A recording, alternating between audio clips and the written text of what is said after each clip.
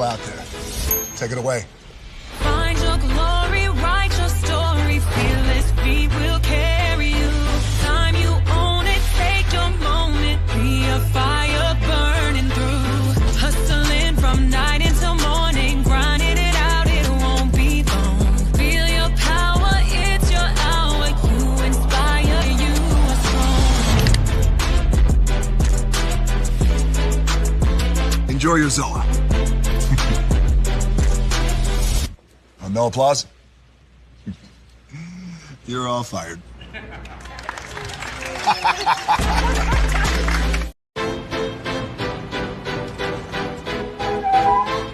This is for all you multi-talented, multitasking, multi-everything people out there. Take it away. Find your glory, write your story, fearless feet will carry you. Time you own it, take your moment, be a fire burning through. Hustling from night until morning, grinding it out, it won't be long. Feel your power, it's your hour, you inspire, you are strong. Enjoy your Zoa. No applause? You're all fired.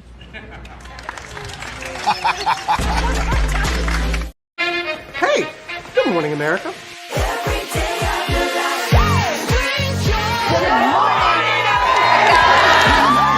Good morning, America. Good morning, America. Good morning, America. Money. Are you ready? They are ready. Covering the biggest events in the country right now. There's a lot going on here. It's always a good time. That's what the show's about. That's good. Really good. Very good. Coming in hot, Jimmy, coming in hot. It's far from elementary. Good morning, America. I'm not going to try to strut like Michael or anything. I have known George a long, long time. Have you ever gotten him to dance? Look at that face. You don't just see it, you feel it. I'm in. I'm in. I'm in. I'm in too.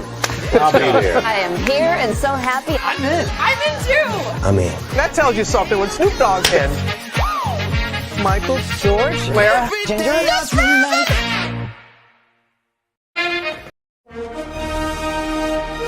Prepare for a journey beyond imagination, beyond belief, beyond anything you've experienced before. Universal Epic Universe, a new theme park where you'll step through extraordinary portals to 5 immersive worlds. Prepare for a cosmic voyage of discovery, an isle of fire-breathing excitement, a shadowy world of monsters and mystery, new wonders in the wizarding world, and a new way to play. Plus the splendor of a magnificent resort hotel overlooking the park. It's all new excitement at Universal Orlando Resort. A week's worth of vacation thrills with 4 amazing theme parks, a variety of spectacular themed hotels, and incredible dining and entertainment. It's all at Universal Orlando Resort, where you'll find new adventures every day. Explore the astonishing worlds of Universal Epic Universe at Universal Orlando Resort.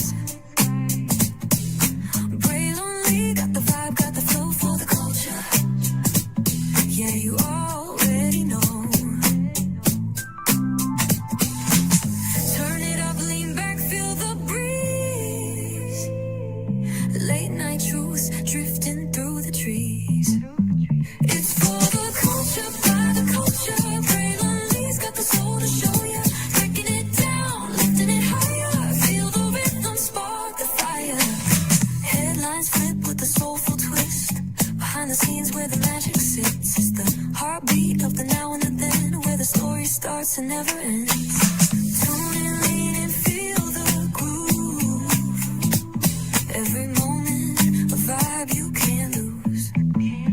It's for the culture, by the culture. Orleans got the soul to show you.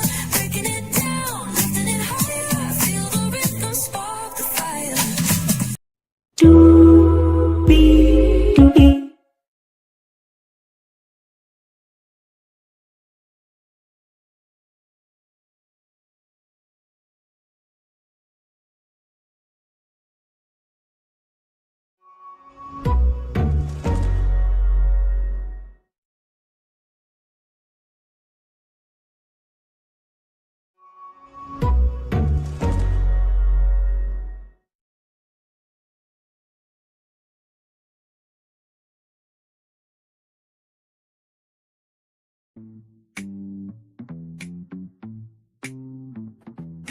Well, hello to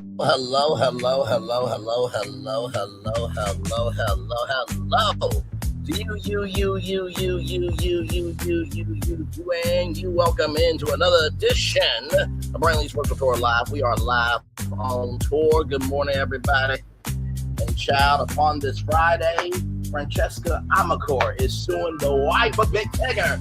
Shout out to Pam Esquire for getting in there. Child, we'll talk about that another time. As you guys know, the Essence Festival Culture is starting today. And of course, you know, July 4th is tomorrow, so happy. We operate the Culture Day for tomorrow. And I think what I said in the title of this live is very true. That birthday party that the president is throwing, Essence will be more successful than that. And I know some of y'all gonna be like, well, Braylon, I don't know, because there are black people that will be idiots to make sure that the president has a good party. No, I'm telling you, that party will be a failure, like his existence is a failure, just like his administration is a failure, like his family is a failure, like his supporters are failures. Okay, all right. So, it's been, the Essence Festival Culture has been in New Orleans for 31 years, as old as I am. Could they move the Essence Festival Culture to another city? And where would they be is the question. So I came up with 4 cities. Okay. We shall see. We shall see. And I think the 4 cities I think they all could definitely expand Essence in a very big way. So let's get to it, because higher is waiting, low is available. But either way, we got to go on tour. Yes, indeed, we do. Let me take down this iconic intro here. You see that virtual tour background? Yes, you do. You hear that virtual tour music? Yes, you do. Because one thing to know, and 2 things for sure, that over here on this channel, a lot happens early. Roll it. It's a new morning for America's family. Sun's coming up, so make it all that it can be. You know a lot happens early. I'm Harry Smith. I'm Julie Chen. I'm Maggie Rodriguez. Morning everywhere. Come on, get up. I'm Russ Mitchell. And I'm Dave Price. And it's a little early for this. Right now, this it's a new morning for America's family. Sun's coming up, so make it all that it can be. You know a lot happens early. Every day's good when you're starting it out right. But whenever you're in the daylight, and a lot happens early. Can you feel it? And I say, Good morning, everybody. Are you girls ready for the Jonas Brothers? We have an early show exclusive. Yes. A lot happens early. A lot happens Early. The Early Show, weekday mornings on CBS. It's a new morning. Yes, it is a new morning. Julie Chen, Moonves, and Russ Mitchell, Dave Price, Eric Smith, and Maggie Rodriguez. Your apps around this channel right here.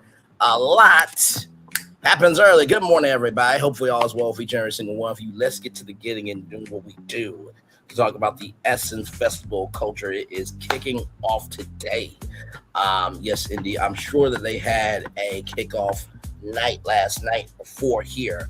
And honestly, tell you the truth, if I want to be real with y'all, I think there should be a kickoff day on the 2nd, right? The festival's the 3rd, the 4th, and the 5th, and then have an after party day on the 6th, right? So that's the 3rd, that's the 2nd, 3rd, 4th, 5th, and 6th. So it's a 5-day event. That means you can make more money. Okay, just saying. All right. So let's get to this here. I saw this from blackenterprise.com and definitely want to bring this information to you all. Like I said, I wanted to succeed because, child, we need all the black events that we can have. Amen. Amen. Amen. Amen. Black Enterprise Magazine and blackenterprise.com. Calls begin for Essence Festival to exit New Orleans amid Supreme Court decision. Online figure Damian Wheeler and Baltimore's mayor Brandon Scott seem in agreement that the festival should relocate to a state that respects Black voices. In the wake of the controversial U.S. Supreme Court ruling regarding Louisiana's congressional districts, a few online spectators are calling for the Essence of Festival culture to leave New Orleans. The Essence Festival, often referred to as the Party with a Purpose, shout out to Tom Joyner, is the largest annual cultural gathering in the United States. Essence Fest serves as a massive economic engine for New Orleans and the state of Louisiana. Activists argue that the festival's presence provides significant tax revenue and a global prestige to a state government that they claim is actively working to disenfranchise Black voters. Online figure Damian Wheeler and Baltimore's mayor Brandon Scott seem to be in agreement that the festival should relocate to a state that respects Black voices. In a post on Twitter, Mayor Scott appealed to Essence. The 92% told me y'all should be looking for a new home because them folk down there, they are doing what they are. They are doing what they do, being racist. Wakanda is ready. All right, now listen. Ooh, Lordy. The Supreme Court recently intervened with a long-standing legal battle over the state's redistricting. A lower court's order that would have required Louisiana to include a second Black majority district for the 2024 elections has been nullified. The move allows the state to proceed with a map that critics argue dilutes the voting power of Black residents, sparking immediate outrage and a push for economic boycotts. Excuse me, let me get my water real quick. Okay.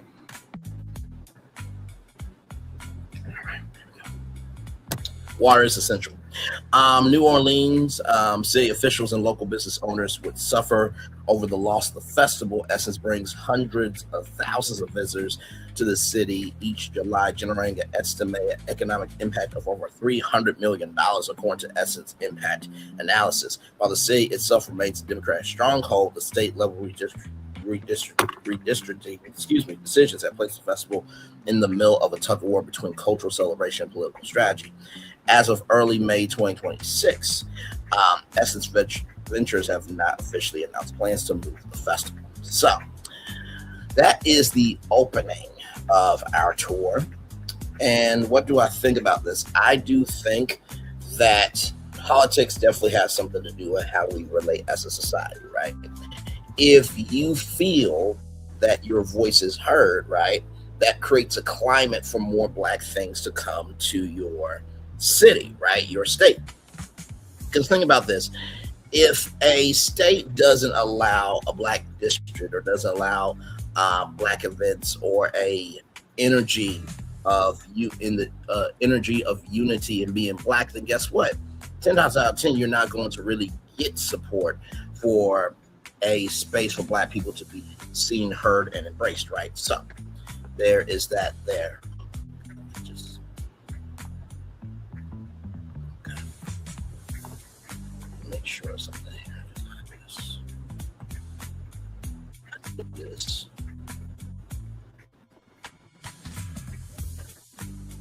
Okay, we good. Okay, here we go. So here we go, everybody. From CNN Entertainment, shout out to them. Facing drama and politics, Essence Fest looks to make a comeback. Shout out to Lisa Reppers France. There you go. Shout out to her. All right, let's see that here. Tens of thousands of people are expected to flock to New Orleans this weekend to bask in the glory of Black excellence. The crowd, mostly women, will hear Michelle Obama speak and watch performances by the likes of Cardi B and Patti LaBelle. They'll fellowship, shop, and enjoy the city's cuisine. The Essence Festival of Culture has been held every 4th of July weekend since 1995, and this year's comes at a particularly fraught time for the magazine, the event, and the country. Once considered the pinnacle of festivals, celebrate the Black experience, the good the goodwill attendees had toward the gathering began to crack last year after social media was flooded with multiple gripes about the lack of on-site organization, late performances, and the feeling that it was turning against its core audience, because Essence is more about African American energy than the African diaspora energy. That will be Afrofuture, right? Which we have talked about Afrofuture Ghana and Afrofuture Detroit. Now, I believe they're going to do Afrofuture Atlanta next year, if I'm not mistaken. So that was the biggest thing, right? In both focus and values, the latter concern was particularly tied to an eyebrow-raising partnership with Target that came just after the shopping hub was boycotted over its shift away from diversity, equity, inclusion, DEI policies. It was not Firefest, but attendees felt that they deserved better. Add to that the political and cultural climate in the country, and Louisiana in particular, where a recently approved congressional map eliminated one of its two majority Black House districts, which we just talked about in the Black Enterprise magazine, blackenterprise.com article. Attendees like Rachel L. Grant, an associate professor at the College of Journalism and Mass Communications at the University of Florida, have looked forward to the festival because it is uniquely designed to really speak to the different aspects of Black society, Black culture, and Black history. But this year's attendees, some who have spent thousands of dollars on tickets, travel, and accommodations, will be paying close attention in hopes that last year was an anomaly and not the new normal. The coming days will answer whether Essence Fest is weathering a midlife crisis, or preparing for its homegoing. Hopefully, it is the former, weathering a midlife crisis, and not the latter, preparing for its homegoing. A rocky year in 2025. Grant says she ended up leaving one of the weekend night concerts around 2:30 a.m. as headliners Master P and Boyz II Men took to the stage far too late, and apex of annoyance during a tiring and disorganized event. Now, I just want y'all to know I have been keeping up with the news of the Essence Festival ever since the complaints have happened. So this is not ragging, dragging, hateration on Essence. Like I said, we need this event to succeed because, hello, that ish of a state fair in Washington, D.C. No disrespect to the people of Washington, D.C. One love, much love, all love to y'all. But that, no. And no. The Obamas or Joe Biden would have done a better job of making sure that festival felt seen, heard, and embraced by everybody. Hell, even George W. Bush would probably do a better job, okay? Listen. And listen, we love George W. Bush because he finds his Michelle Obama every time. Now listen, there's a video of him like rocking out to Tim's. By the way, can we just not be grateful that we have a person that actually likes us for us? I think at this point, people would rather have George W. Bush back in the White House than the dude that's in the White House now. But that's neither here nor there. Let's roll on. Other attendees echoed that sentiment on social media, describing the festival as unorganized, chaotic, and not leaning into the political concerns of its audience and generally losing its way. It's been estimated that more than 500,000 attendees, that's 500,000 attendees, have headed south during some years to enjoy the multi-day festival, which has grown to include not just musical headlines, but turned New Orleans into a beacon of Black beauty, wellness, food, film, books, and more. For the past several years, it has taken on even more meaning amid attacks on DEI. What better mission for a magazine, a staple for Black women, both centered on and reflective of their life experiences, than to throw an event that aims to always do the same. Icing on the cake, last year it had $321 million in economic impact and contributed 182.6 million to regional GDP and support more than 2,400 jobs, according to the festival's organizers. There's Keke Palmer there. Yes, indeed. The pressure to get it right, however, is real, as are the consequences of falling short, which is how Zaya Zane, a beauty influencer felt after monitoring online reaction from those attending last year. Zhang went viral after she posted a video last year taking Essence to task, what she viewed as an intentional shift toward trying to make the festival more appealing to a global audience rather than focusing on its core African American supporters. That was a huge thing of a lot of people last year. She told CNN she knows the same thing with the magazine, for which for years rather catered to more mature Black women. It's the aunties who hold the culture, Zhang said, and if it's no longer centering older women, or women that were here, if you're not catering to the people that hold the culture together, then what is this becoming? Who's to blame for the perceived shift is actually the subject of legal action. It all started in 2020 when a piece published on Medium titled The Truth About Essence took aim at the magazine's leadership, including entrepreneur Richard Lucas, who purchased the publication from Time Incorporated in 2018. The Essence brand promises fraudulent, the anonymous writers stated, as they call for leadership to resign and for major companies to cease doing business with the publication. The once exalted media brand dedicated to Black women has been hijacked by cultural corporate greed and unhinged abuse of power. At the time, Essence released a statement on their site saying, "The accusations are false and we fully deny them. We are not succumbing to a cancel culture. We're not going to defame anyone. We are not being hurt with hurt. We know there's a lot of pain and a lot of healing that needs to happen in our communities, but we don't have to destroy each other to heal," the statement read. "We will continue to do the work to be better every day and come together as an organization for each other and for Black women globally to build together and change together and to rise together." The post triggered an internal investigation led by two law firms that found Dennis and company executives did not engage in behavior that contributed to a toxic workplace. I appreciate that these independent reviewers clear my name, though the most important focus for me is the future of Essence, Dennis said in a statement at the time. Dennis stayed on as the owner and chair of Essence, guiding the vision for the company's growth and supporting the executive team, according to the statement. Caroline A. Wanga, a former Target executive who had been serving as Essence Chief Growth Officer, was boosted to the role of interim CEO in 2020. After the backlash last year's festival, Wanga filed a defamation lawsuit against Essence Ventures and its parent company, Sundial Media Technology Group, in New York State Court, which we have read that complaint here on Brainley's Virtual Tour Live, alleging she was made the scapegoat for the evening's shortcomings despite being on health-related leave from her position during that period.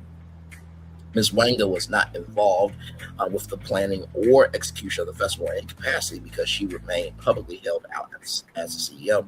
She was blamed by the public for the failure of the festival and faced significant backlash, including threats directed toward her and lies spread widely about her, according to the complaint obtained by CNN. Essence Ventures was silent amidst the ongoing backlash against Ms. Wanga. According to the legal filing, she stepped down from her role in March of 2025. CNN reached out to the company and Wanga's attorney for comment. Despite all, this year's event is moving forward. Amanda Butler, a marketing executive at Sundial Media Technology Group, the parent company of Essence, said the festival matters greatly to the brand, as it's always mattered to have a space that felt like home. It feels like you're connected. You see your people, whether you are of the older generation or a younger generation, Butler said. That desire to appeal to a cross-generational audience is evident at this year's event. Fresh off of her Oscar-nominated buzz for one battle after another, actress, singer, entrepreneur, dancer, model, like what can't she do? Tiana Taylor has been recruited to serve as chief curator. This year's musical acts include a mix of current hot artists including Cardi B and Kehlani, and more seasoned veterans like Patti LaBelle and George Clinton and the Parliament Funkadelic.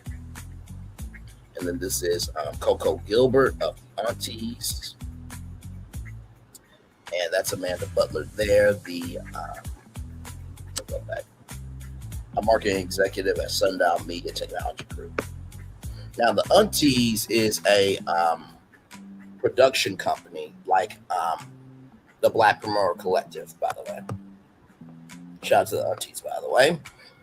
Zane told CNN while she understands the loyalty to both the magazine and the festival, she believes that many who continue to attend the event are chasing that unicorn. They're chasing that film that no longer exists. Saying said that's why they're going to keep getting disappointed. A publication trying to serve many audiences. Lisa D. Lenoir, a critical and cultural media sociologist. That's a thing? Or maybe that's what I should have went to Kent State for. I didn't know that was a thing, but I don't think Kent State even offers that as a major. Actually, you know what? If I could go back to school to get a master's degree, I would actually go back for cultural media. I really would. But then again, some chapters are meant to be closed. You know what I mean? But I never stopped learning. Hey, man, just because you got your bachelor's degree does not mean you got to go back to school. As long as you are willing to learn, you are always a student. Amen, amen, amen. Who studies race, gender, and class at Indiana University Bloomington sees the struggle trying to appeal to all audiences. Right now, she said Essence is attempting to juggle audiences for both its print and digital publications, and the festival stands as a marketing tool to keep bringing people back to the well. Marketing and promotional events is really to keep the brand fresh and new in the eyes of the subscriber, Lenoir said. So it's a multifaceted approach that has worked well for publications in the past. Essence is unlike other publications, however, in that its cultural and historical significance in the Black community means that the expectations can be heightened. Lenoir believes the company might gain more by doing less. Something to think about maybe, is this the best vehicle for this time on the larger scale, or does it need to be like satellite festivals in different places to create more community? At least for this year, attendees like Grant are happy to give the Essence Fest a chance for a do-over. You have a large conglomerate of Black and brown people from around the world understanding, coming together in a spot where everything is kind of just, she said before pausing, is really hard to describe. So, very good article. I do think that this is a pivotal festival for them.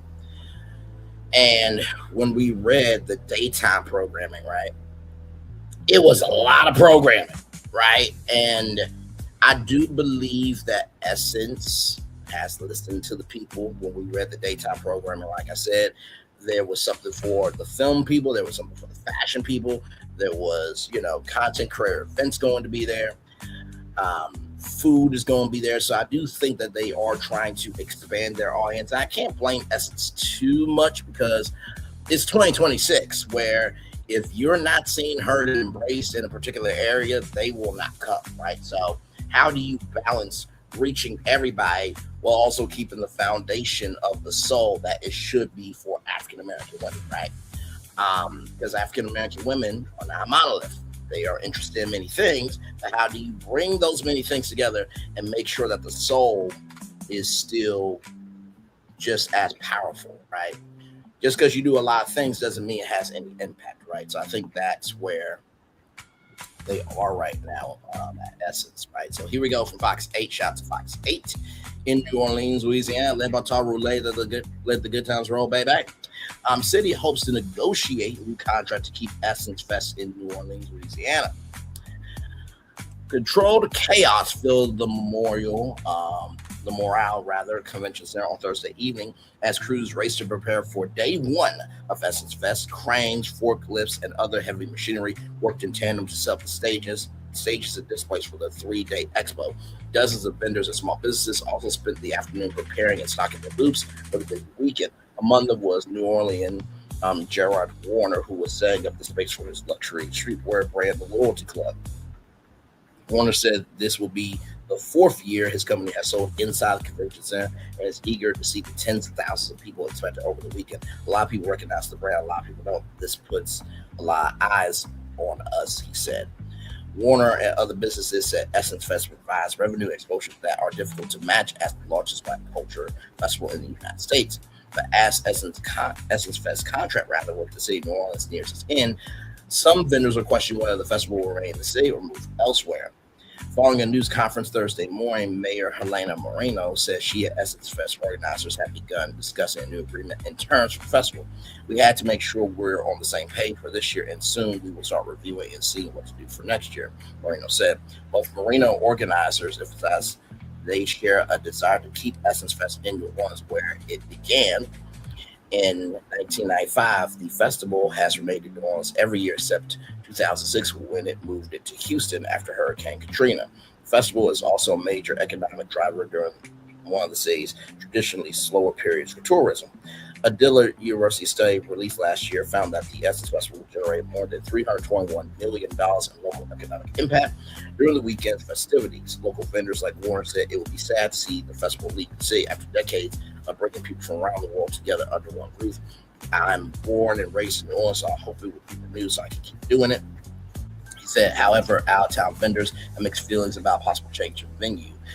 Adrian Woods arranged his purchases, mugs, totes, and other merchandise at his booth for his company, Shades of Color. He said he has brought employees and large bins of merchandise from the company's Los Angeles warehouse to New Orleans for the past 5 years, with familiar faces stopping by each year. They come to see us, they come buy from us, and they repeat, they come back. He said, although Woods enjoys his annual trip to New Orleans, he said he's open to seeing the festival held elsewhere. I don't know if it's a bad thing to move around, but I hope it comes back somewhere, Woods said. Janae Monroe is wrapping up her 4th year at the festival once again displaying her sawdust 3D portraits of historical Black figures from Michelle Obama to Malcolm X. I think everybody's pretty hyped to be here this year. There's a good lineup. I've heard a lot of buzz. She says she hauls her work from her studio in Atlanta, but it's open to an Essence Fest closer to home. I'll go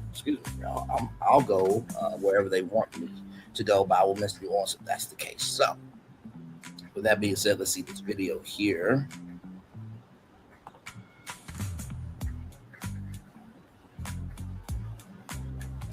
Ever wondered about the science behind a knock? ABC Legal does more than knock on doors. We eliminate the guesswork from service or process. Vendors from across the world put their finishing touches on their booths before the festival opens tomorrow. But as Andres Fuentes reports, they're questioning if this will be the last Essence Fest in New Orleans. It's controlled chaos in the Montreal Convention Center, with crews setting up the stages and the displays for Essence Fest 2026. And vendors getting their booths ready for the tens of thousands of visitors. We got like a 2-lane colorway. One of the dozens of vendors is Gerard Warner with Loyalty Club, who specializes in luxury streetwear designed just blocks away in the warehouse district. A lot of people that recognize the brand, and then we get a lot of people that don't, so it really put a lot of eyes on us. The festival's massive crowds fuel a lot of the artisans that come in from across the world just for the weekend, like Adrian Woods with his merch company, Shades of Color from Los Angeles. They come see us, they come buy from us, and then when we repeat, they come back and they keep buying from us. And with New Orleans & Company reporting hotel occupancy near 2025 numbers, artists like Janine Monroe, who brought her sawdust portraits from Atlanta, hope to see profits. I think that everybody's pretty hyped to be. By the way, there is a artist on LinkedIn. Amazing, just as amazing as this woman. Here this year, there's a good lineup. I've heard a lot of buzz. And while vendors are gearing up for a successful Essence Fest weekend, city officials are trying to make sure that this won't be the last Essence Fest here in New Orleans. To make sure we were all on the same page for this year, and soon we'll start reviewing and taking a look at what to do for next year. With Essence Fest contract with the city expiring this year, Mayor Helena Moreno says the city and the state will continue talks with organizers to keep the festival in New Orleans, something that local vendors want. I mean, I'm born to read. I'm not gonna lie. Let's go back for a minute. Oh wait, this dude look like Omarion. Talks with organizers. Now I'm not gonna lie. This sister right Mayor here, Helena Moreno, expiring this year. That sister got a little black in her. Okay, Mayor listen. Helena says the city and the state well, I'm will sure continue she's gonna be talks with throwing down. organizers Okay, to keep the festival in New Orleans, something that local vendors want. I mean, I'm born and raised from New Orleans, so I would hope it be renewed so I could keep doing it, yeah. But as for out-of-town vendors, they have mixed feelings about having the largest Black culture festival in the United States anywhere else but New Orleans.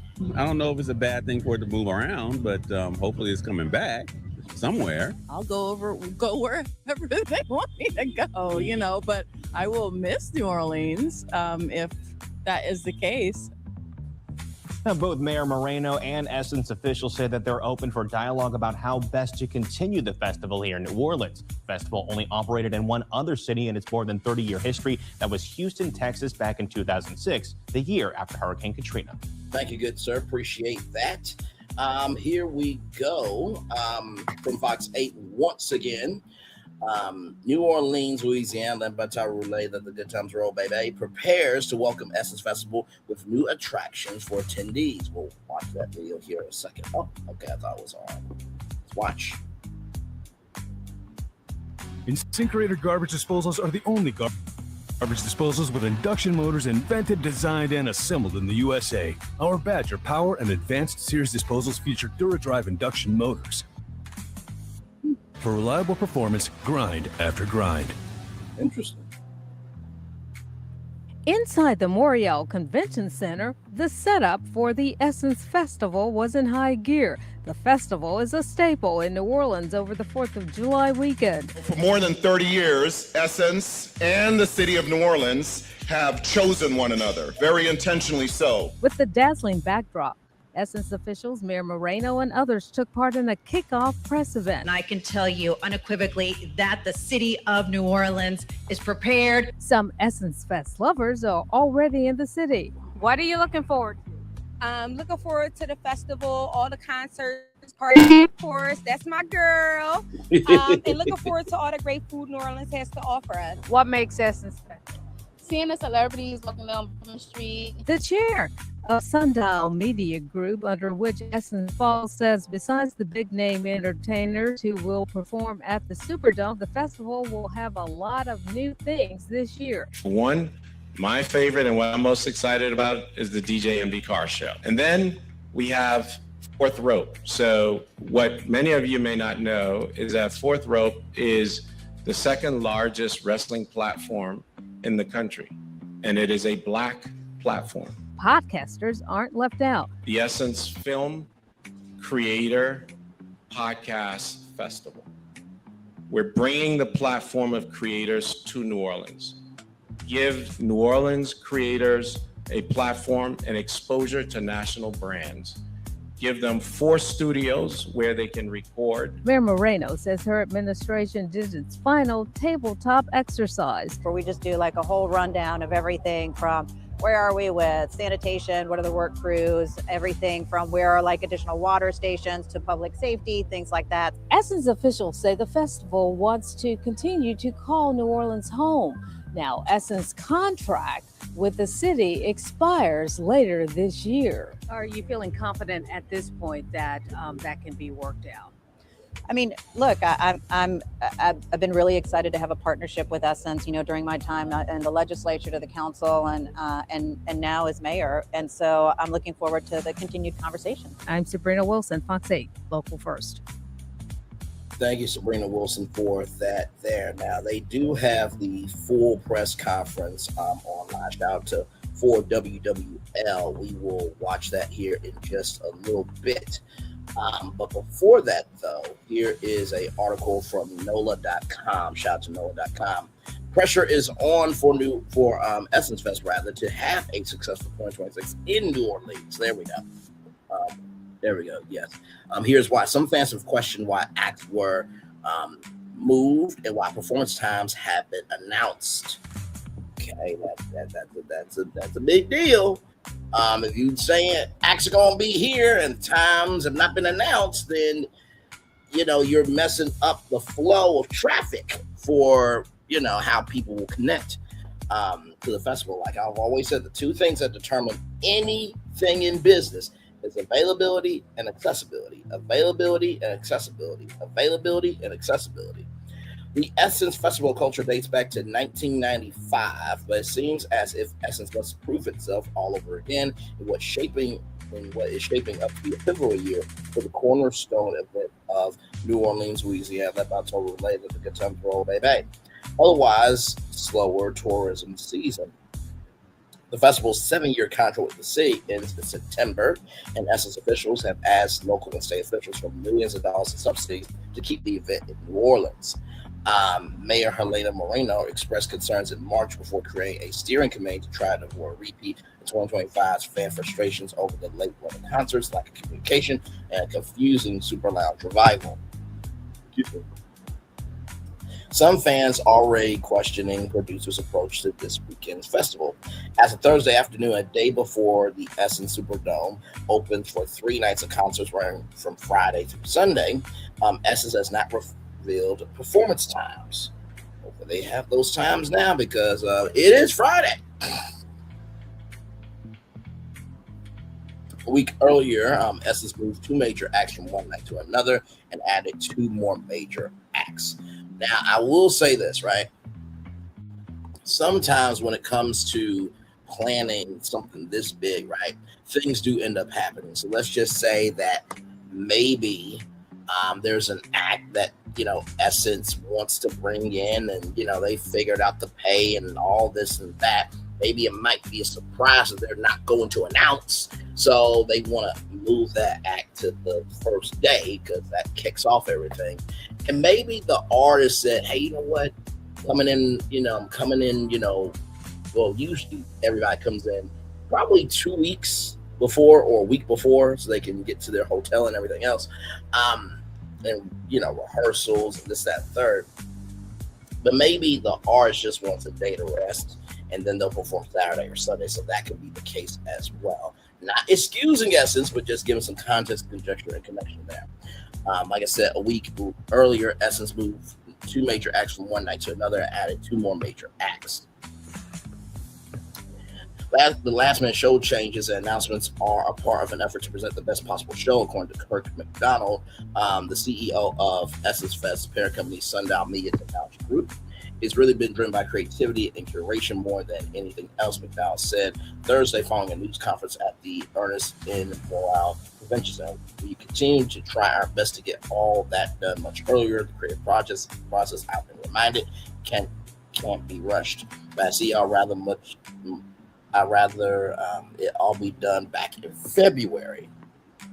Okay, that's a huge admission there. We're learning. Evening concerts in the Superdome are only one facet of Essence Fest. Free daytime panels, promotions, and activations in the convention center draw thousands of attendees. Give me one moment, everybody.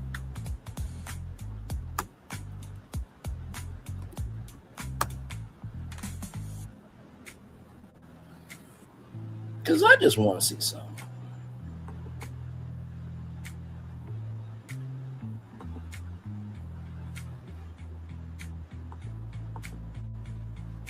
I just want to see some.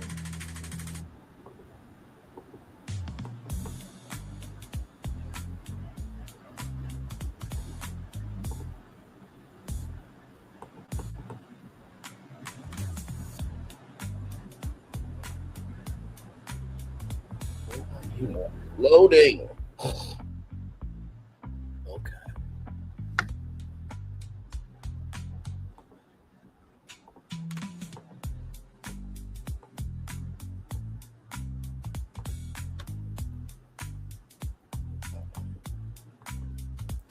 Because one thing that I was thinking, right, is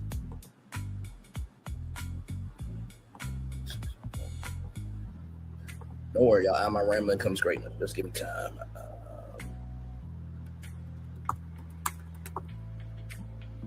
There we go. That's what I'm looking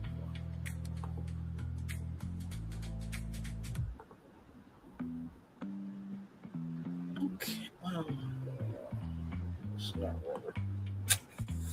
It's not rolling.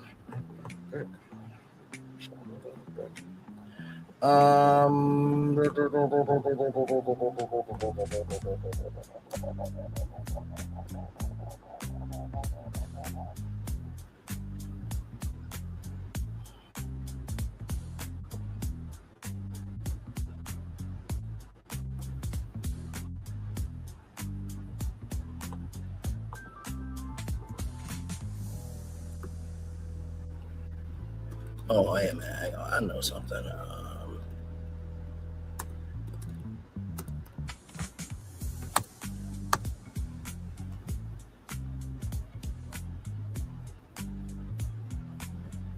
Okay. Damn you.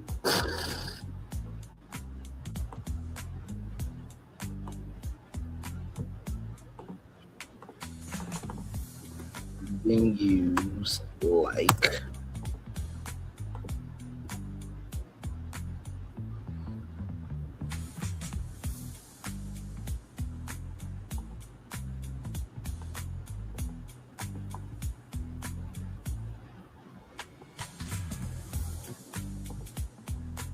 Okay, that's something. All right, that's something. Don't worry, y'all. There's a reason why I'm doing what I'm doing. Just trust me. Because I think there's really an untapped market for Essence. I'm just trying to find it.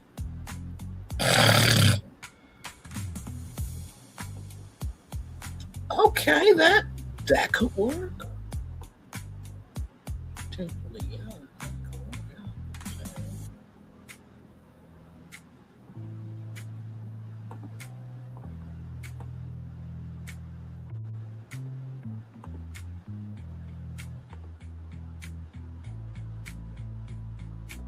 Okay, now I don't know about y'all, but is Essence doing anything with Champion Square? Because as we can see right here, hello, why can't there be a watch party outside for the concerts inside? Now I know what some of y'all going to say. Well, Braylon, if they do that, then what's the point of buying a ticket? Well, listen, you inside, right? If you mean to tell me I can watch Cardi B outside on Champion Square, then you have all the food trucks and everything else. That's more social capital for Essence. Let me see something. Is Essence doing anything with Champions Square?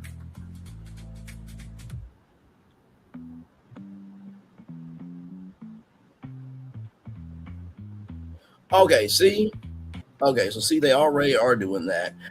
Yes, during the Essence Festival, Champion Square serves as a major hub for evening pre-concert activities. The square typically hosts free nightly block parties and live DJ sets featuring legendary emerging artists before heading in the Superdome. Okay.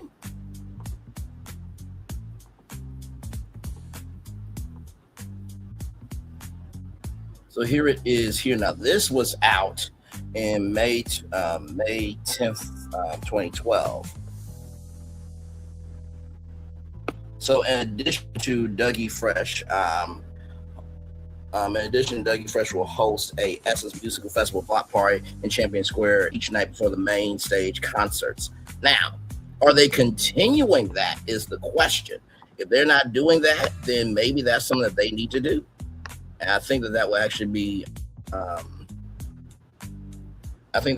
something that really could actually work out for them.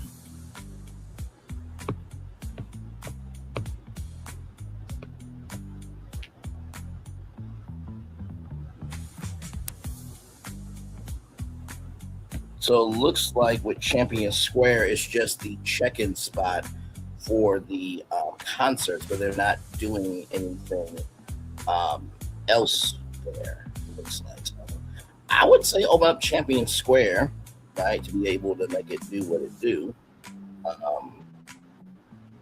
And then I saw this too.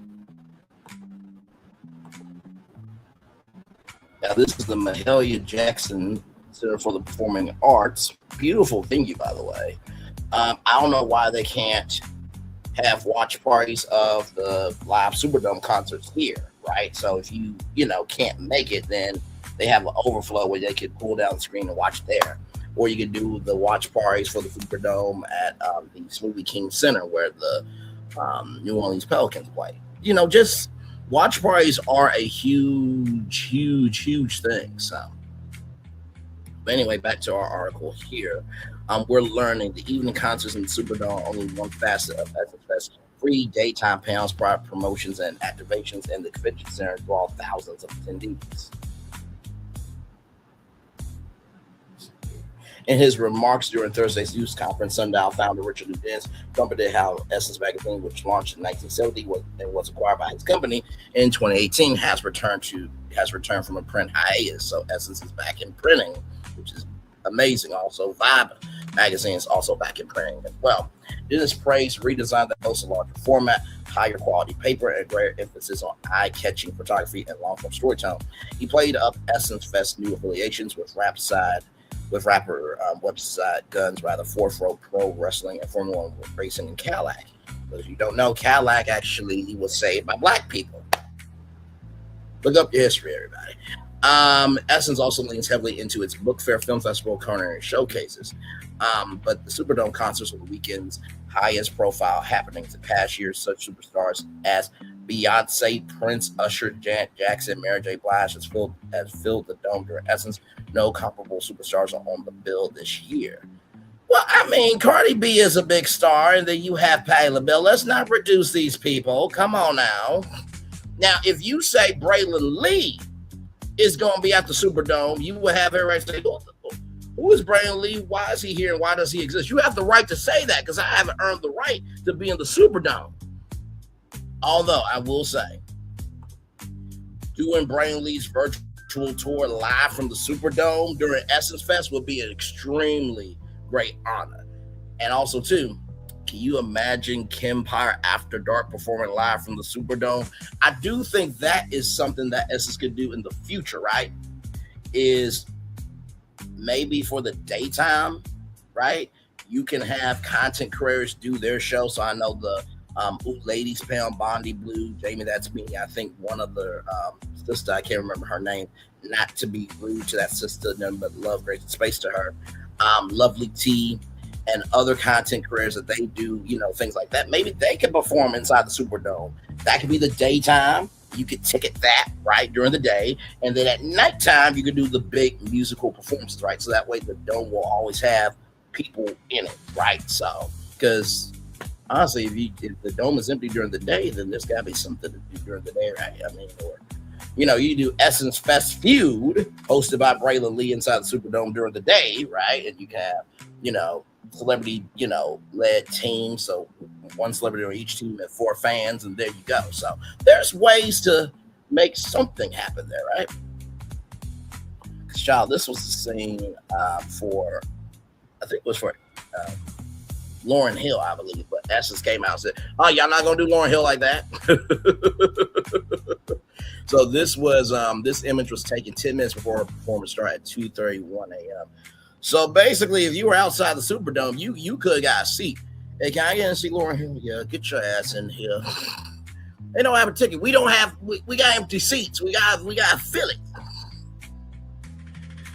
Based on Ticketmaster seating charts, Essence won't come anywhere close to selling out the approximately 43,000 seats available each night. Right? So let's just say that each ticket came out to $185, right? Let's just say that. Let's do $185 times 43,000. That would be $7,955,000. Okay, if that was the case. That last year's concerts, which featured as many as 8 acts per night, ran hours behind schedule, may have deterred some fans from returning. This year, each night is limited to 5 acts. We're learning, McDowell said. We're heading in the right direction. The question is, should it be 4? We still believe that we want to over-deliver. Moving Patti LaBelle and Babyface. Even before 2026, before the 2026 festival's Friday opening, it faced headwinds. Executive turnover has been an ongoing challenge. Former Essence CEO Caroline Wanga recently sued the company for defamation. And the producer's ambition to finalize the full 2026 music schedule months in advance weren't realized. Patti LaBelle and Kenneth Babyface Edmonds, two Essence Fest favorites dating back to its early years, both initially advertised for Sunday. Last week, Essence announced that LaBelle and Edmonds had moved to Saturday. Fans who already purchased their single night Sunday tickets expressed their displeasure on social media. Now that would piss me off. Now there's my wifey Jill Scott Lee. Looking, I'm just, amen, praise him, hallelujah. Yes, indeed, along with the one, the only Miss Patti LaBelle. By the way, can I just say, I love it when black people love other black people, because Jill Scott Lee is looking like, they class! And she just is soaking it all up. And I do wish us as a people, excuse me, let me get something real quick, sorry, y'all. Oh my God, it is hot. Ooh, it's hot. Okay, hi, I'm back. I do wish us as a people would be more like Jill Scott Lee, my wife. That we just soak up more of us as a people. You know what I mean? Be excited, be of the experience, most of all, be willing to make room for new contributions to be in our community. So LaBelle and Babyface were rescheduled. McDonald said at the suggestion of Tiana Taylor, the Academy Award-winning actress and singer who is curating the 2026 Essence, who's curating the 2026 Essence Festival with her creative collective, the Aunties. Oh, okay. So it's not just Coco Gilbert; it's also Tiana Taylor who's part of the Aunties. Okay, got it. In an effort to make the show better, this felt like the right thing to do to make that change. We had one idea agreed on the 9th, and Tiana came in and asked some questions. You think back to the Frankie Beverly Sunday night endings we used to do, that nostalgia, family stands together. Does that feel right for Patty? Patty wants to hype it up. We try to balance the show out so each night feels like it's telling a story that continues, and each feel like they're a part of a single journey. The festival has tried to accommodate fans upset by the move. McDonald said in part by offering discounted multi-night tickets. Honestly, tell you the truth, I think what I would do, now this is just me, and I don't know if Essence has thought about this, but everybody who bought a ticket to see Patti LaBelle and Babyface on Sunday, they get to see Patti LaBelle and Babyface that Saturday on Essence. Okay? All right? And because they purchased the Sunday ticket, right? Or, I'm sorry. So, like I said, Babyface and Patti LaBelle was supposed to be for Sunday. Let them see them for free. And then also let those people see the Sunday concerts for free as well. That would be the best thing to do. Or you give each of them a $500 credit to shop in New Orleans. Something, right? Because that's not cool. If I am coming to see an artist and then I get bumped, that's not right. That's not cool, and that's flagrantly disrespectful.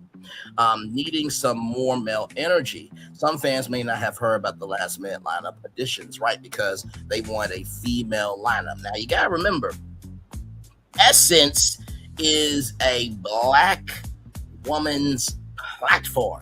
It is catered to African American women. Now, there are men that go to Essence. I'm going to be real with you.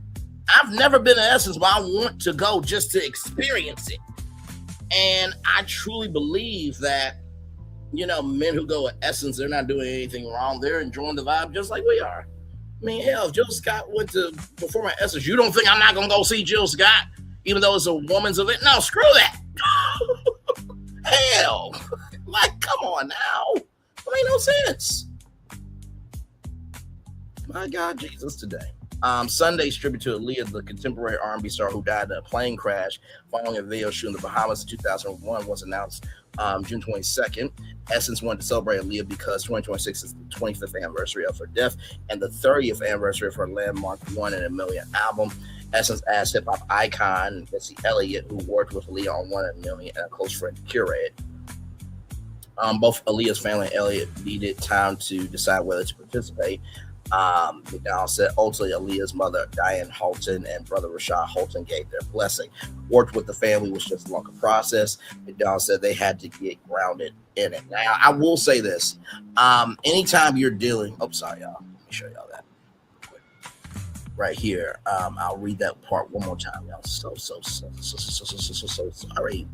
Right here, Sunday's tribute to Aaliyah, the contemporary R&B singer who died in a plane crash following a video shoot in the Bahamas 2001 was announced June 22nd. Essence wanted to celebrate Aaliyah because 2026 is the 25th anniversary of her death and the 30th anniversary of her landmark 1 in a Million album. Essence asked hip-hop icon Missy Elliott, who worked with Aaliyah on 1 in a Million and was a close friend curate. Both Aaliyah's family and Elliott needed time to decide whether to participate. McDonald said ultimately Aaliyah's mother, Diane Holton, and brother Rashad Holton gave their blessing. The work with the family was just a longer process. McDonald said they had to get grounded in it. Now, I don't mind that because Aaliyah deserves to be recognized. And I think fans sometimes forget. Y'all get to see the final product. That's just like the beer and wine liquor department I work at my job.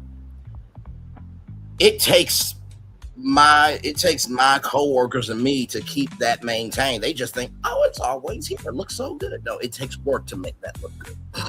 So, even though, artists are being moved, if there are artists also being moved to accommodate or to make way, what have you, to honor artists as well, I think that's just as important.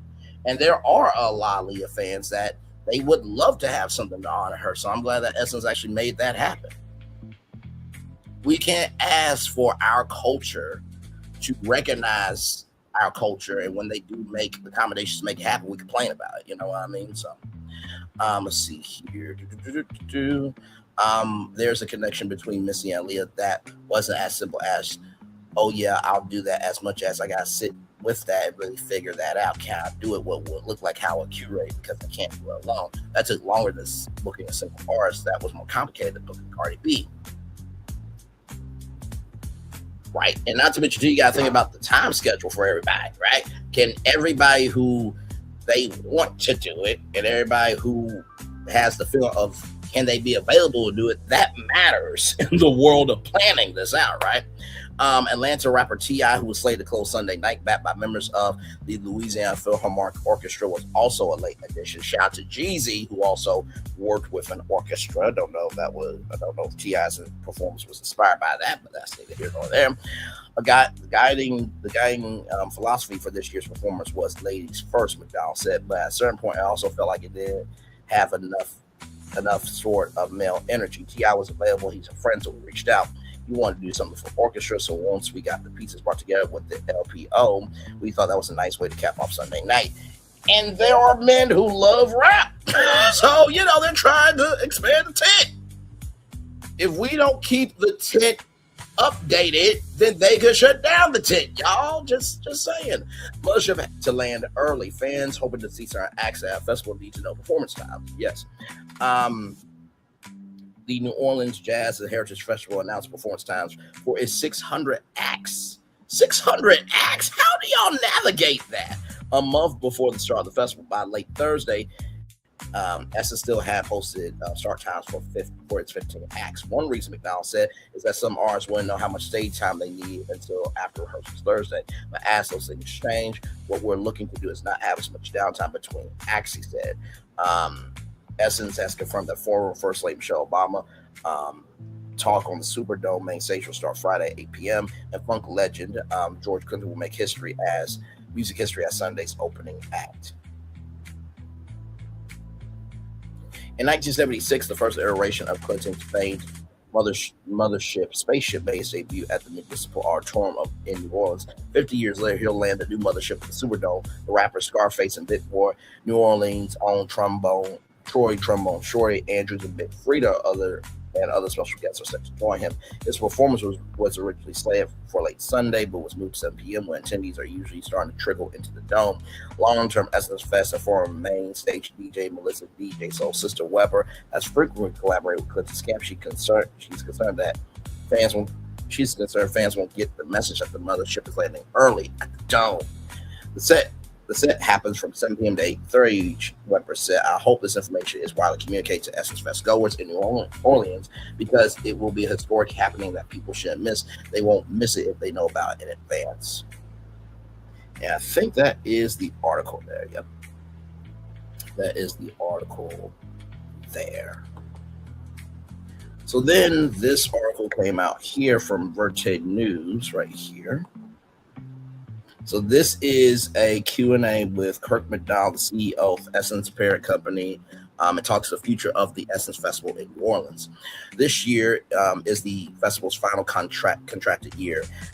Essence parent company says it wants to continue partnering with New Orleans to strengthen the community. Oh, wait, Jasmine Robinson. I see the face card. Very nice, very nice, very nice. We love a beautiful black woman over here. Yes, we do. The 2026 Essence Festival Culture takes place July 3rd through the 5th at the Ernest N. Morale Convention Center and Caesar Superdome. It's the final year of the current multi-year contract with the city of New Orleans. Negotiations on a future contract are pending.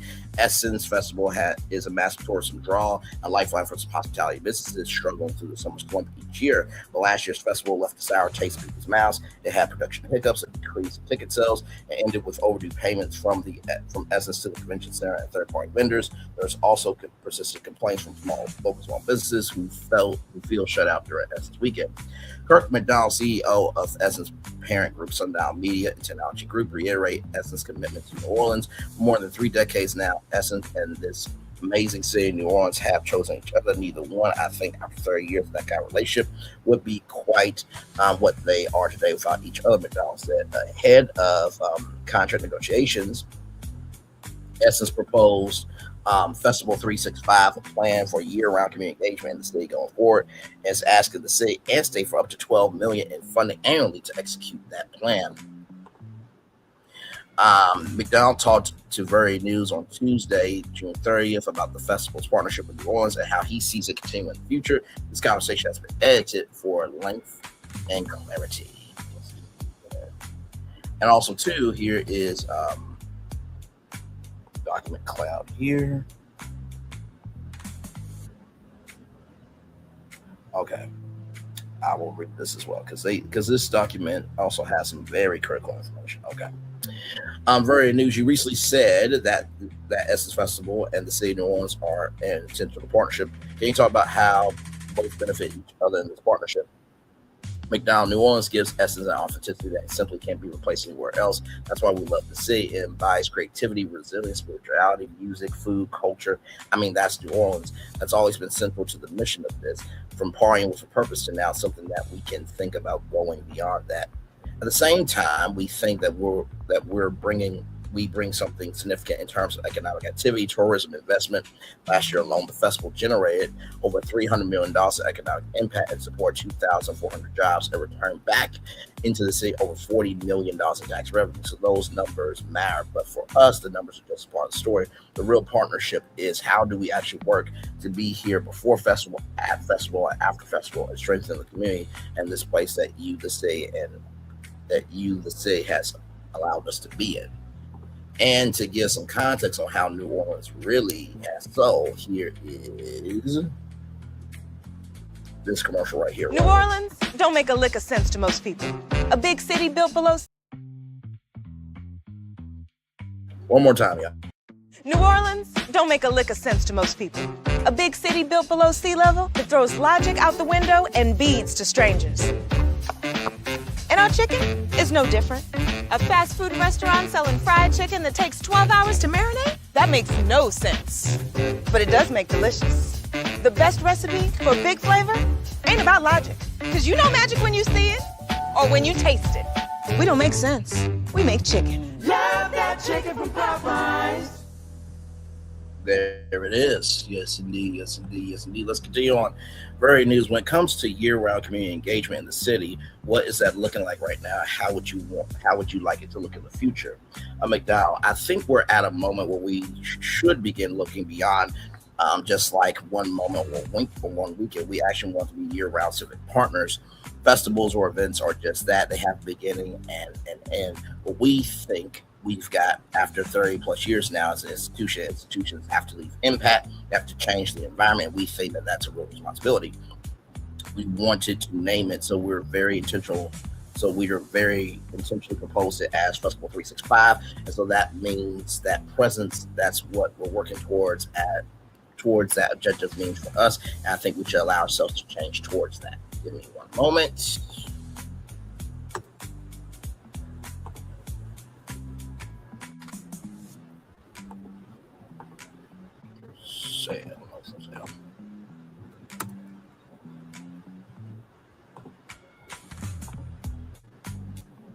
I want to see something.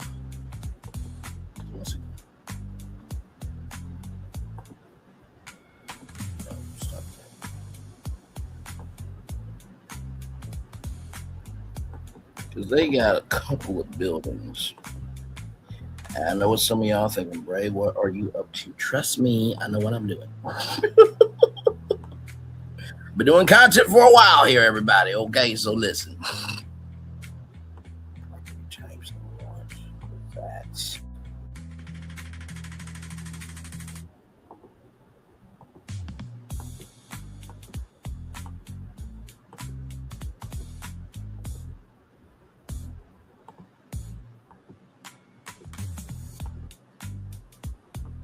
Okay, something.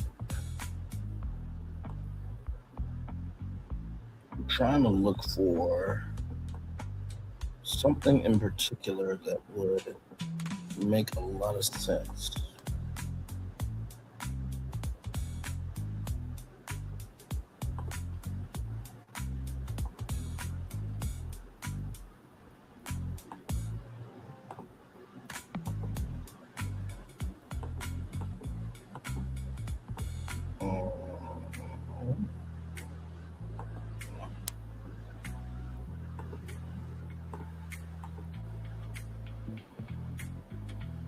Okay, so that is that there. Let me see what else they had of.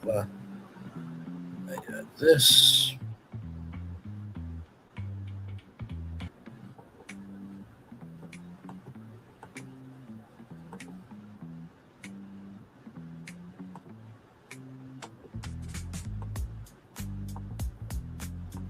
Okay, there's something.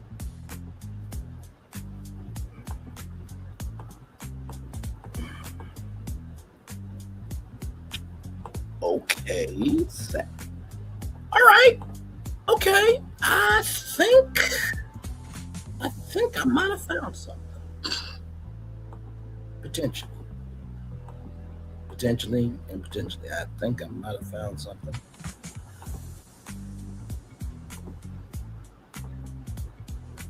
Y'all know the biggest thing with me is anytime that I pitch you all something, it has to make sense. Even if it's from the point of view of fantasy, it has to have enough legs for me to be able to make it do what it do, right? So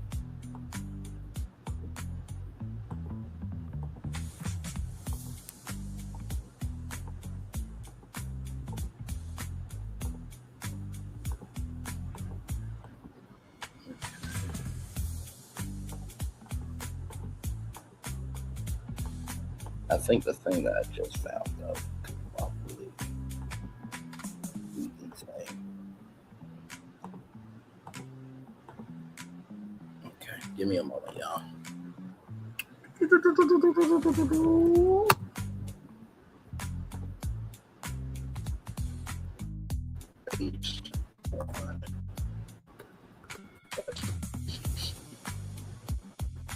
Essence making a festival 365 platform.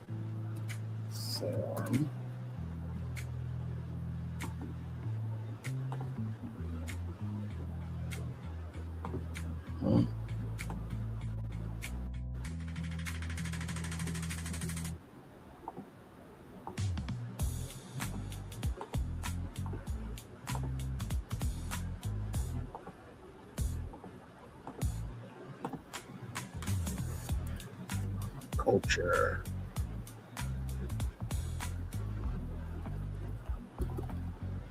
Hub at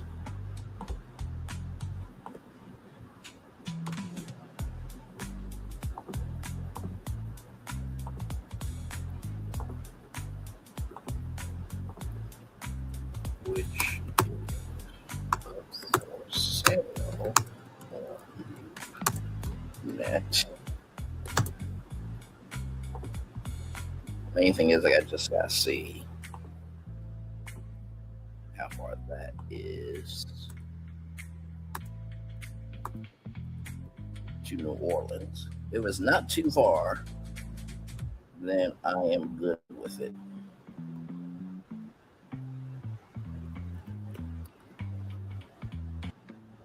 Oh, chop! Bet. Say less. Say less.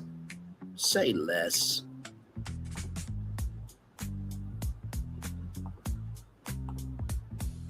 Mm-hmm.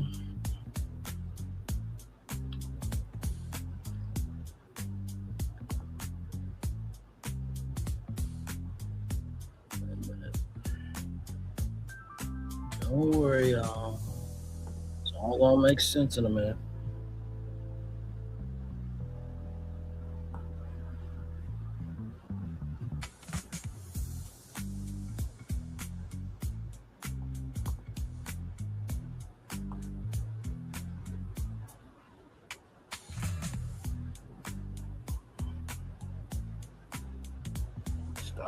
There we go. That's what I'm looking for. Copy that.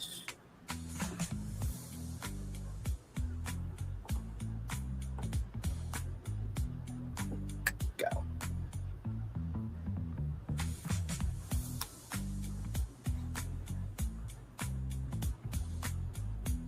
Like I said, I'm pitching this live, y'all.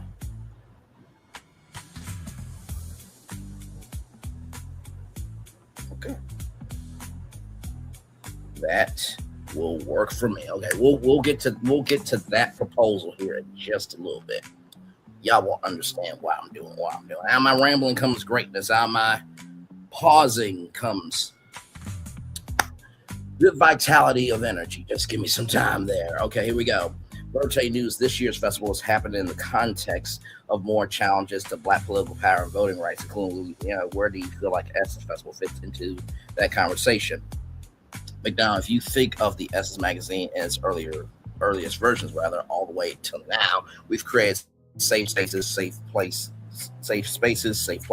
People can learn, exchange ideas, hear different perspectives, and then themselves participate in that conversation and subject matter. So civic participation has always been a part of the mission, whether it's voter education or economic empowerment, and any discussion we can have then around whether it's public policy or local community things are important. So if we can make the citizenship informed, that's going to strengthen the community. Our role isn't to then go tell you what to do or which way to act or where you should get engaged, but we do think we create a form of safe space in a place where you can have access to the information and then use that information to become self-powered. Birthday news. Recently, in the past year or two, I've been seeing criticisms of Essence Festival and the publication for its program being a bit more inclusive of other Black people in the diaspora and perhaps shifting away from a focus on Black American culture and identity. What would be your response to those criticisms? McDowell, at some place there, we have to own the responsibility of being broadly more communicative, that being inclusive isn't trying to be exclusive. Essence has always been rooted in the lived experiences of Black Americans. That foundation is not going to change. At the same time, Black culture has always been connected across the diaspora. Music, entrepreneurship, faith practices, creativity, those transcend borders. Often they borrow from each other and lend to each other very willingly. So we don't see celebrating those connections as replacing Black American stories. We instead think that it's enriching those stories. So our responsibility is to continue centering Black American experiences, but we should also use the opportunities we can to recognize global influence and really what is the interconnectedness of Black culture. Birthday news. Another thing you said recently is that New Orleans is the cultural capital of Black America. Can you explain more about why you see the city in that light? There are very few other cities, I would say, in the world that capture music. This is McDonald talking. Music, cuisine, traditions, language, religion, the importance of family, the importance of community, and community activity. When America celebrates those things, there are great cities all across the United States, but New Orleans stands out distinctively. Maybe it's the attachment to even the music of jazz, which is this hugely collaborative experience. I think your celebration around Mardi Gras Indians preserve traditions unlike anywhere else. The city's food, its architecture, its spirituality, it has never simply reflected by culture. I think it's helped create some of it. Birthday news. If you had the chance to be a regular attendee at Essence Festival, which panels, events, or concerts would be must-do activities for you? McDowell, I would spend my mornings at the convention center. I think this year I would visit the Wellness Experience, and then just because I think it's important for the future of our community, I would get away to the Entrepreneur Showcase as well. You can't get to both of those without walking through the marketplace. We love the shops and the vendors, and even if it wasn't about spending money, I would just talk to some of the business owners there. I want to find out things there. I would find out the things I want to see from the global Black Economic Forum stage for sure. That to me is a full convention center day. I'll go grab some food, I'll get some rest, I put on my party fit, and then the Superdome for concerts. I think throughout all of that, the one thing I would say is most important, I would enjoy meeting other people. I think we forget about the power of human connections, and that's what the festival is all about. Final thoughts.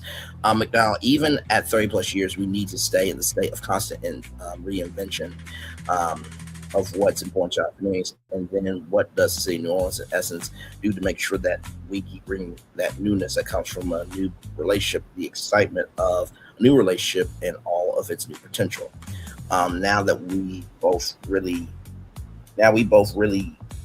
we both get really excited about Dane for the next 30 years and delivering for the community that we serve. Virtually do. So I like that Dane analogy. McDonald, you don't want to be like Estelle Marriage. That's how things get on the wrong track. So shout out to Virtual News for that. All right. So with that being said, we do have the opening press conference. We're going to watch that now, and then I'm going to talk about some cities that I believe could be the home of Essence Festival culture. So we're not done. We are far from done. We are live on tour. Ever wondered about the science behind a knock? ABC Legal does more than knock on doors.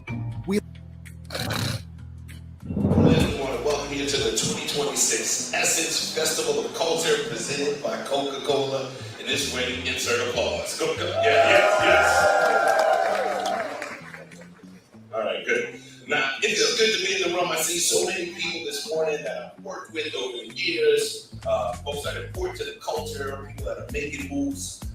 We got press, we have partners from the building, city leaders, we have community leaders, the Essence team, and then the folks who help make this weekend happen every year and each continuing year.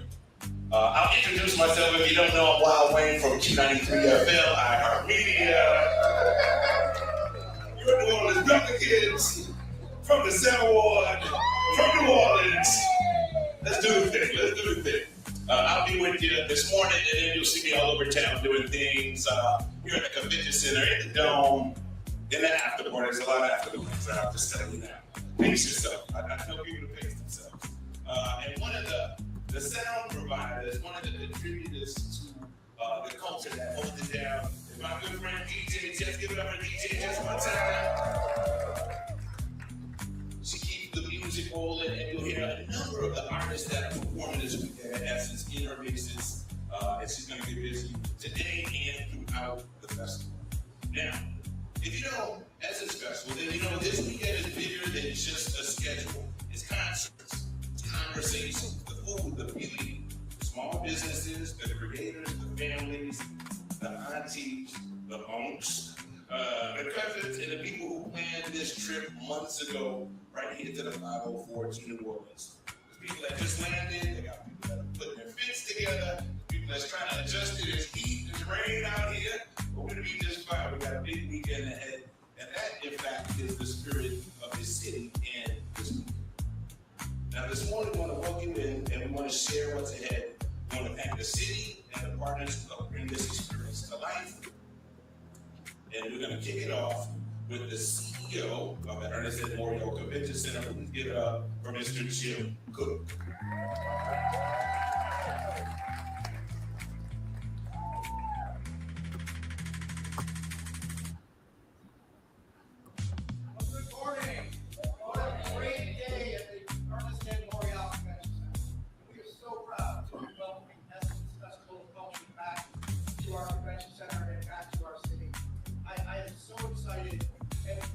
Grateful to Successul and your entire team for your partnership, for the way that you bring our whole community together to welcome the world and to celebrate all that Essence celebrates across the This mic is low, child. So grateful for you bringing our people to work on a weekend like this. This is such a great time. We'll be welcoming tens of thousands of people to the Ernest N. Morial Convention Center, and they will be exploring all aspects of culture with your program, and it is so exciting. Our team's been busy working on this for a year, since last year, and our team's been active in the building well over a week. So thank you for bringing us to work. We're excited about this weekend and grateful to have you all with us.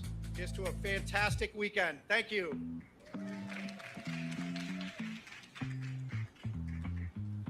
All right, that was Mr. Jim Cook, CEO for the Ernest N. Memorial Convention Center. Now, to open us up, we're going to bring up someone that has helped lead the vision for where the festival is headed. I want you to make some noise, get loud, and please welcome Mr. Kurt McDonald, CEO of Sundown Media Technology Group.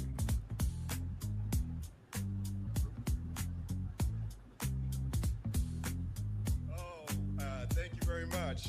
Good morning. Welcome to New Orleans, and welcome to the place where, for one extraordinary weekend each year, culture becomes community. Welcome.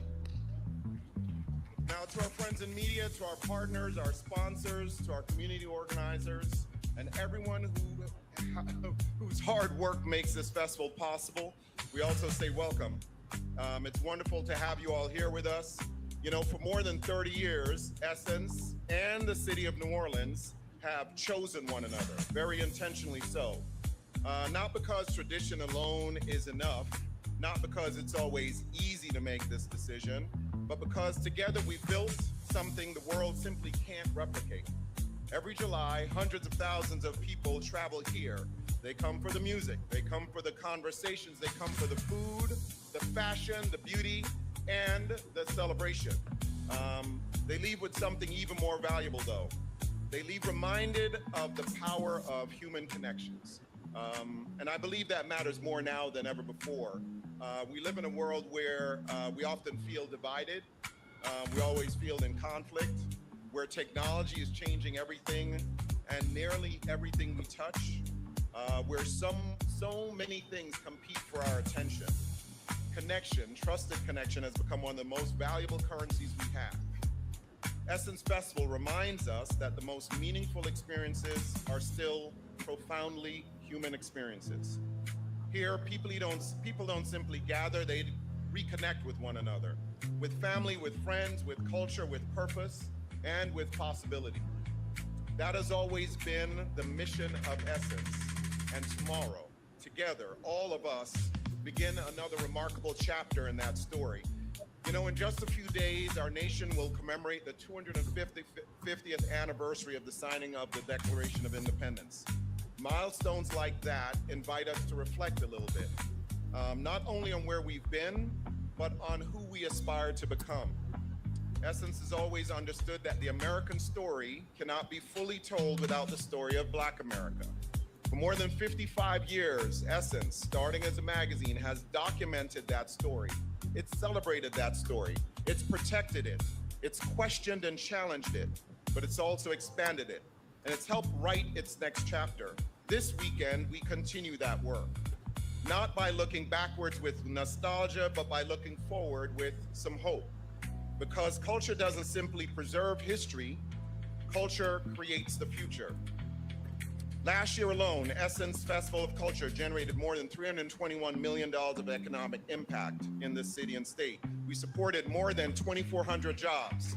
Returned $46 million of tax revenue into this community. Those numbers matter, not because they're big and impressive. Those numbers matter because they represent people, human connections. That's what matters.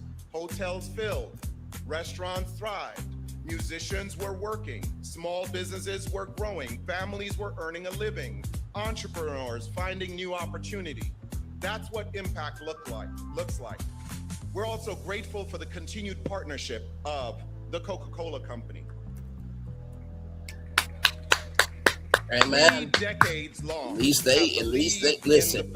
They fund their self behind that partnership a Black platform. That's huge. Y'all know DI's been attacked for a while now unnecessarily. That has helped turn an event into an institution, has turned a weekend of moments into lasting impact.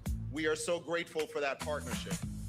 But the numbers don't only tell a part of the story. What makes the festival extraordinary isn't simply what happens inside the convention center or the Caesars Superdome. It's what happens across all of New Orleans.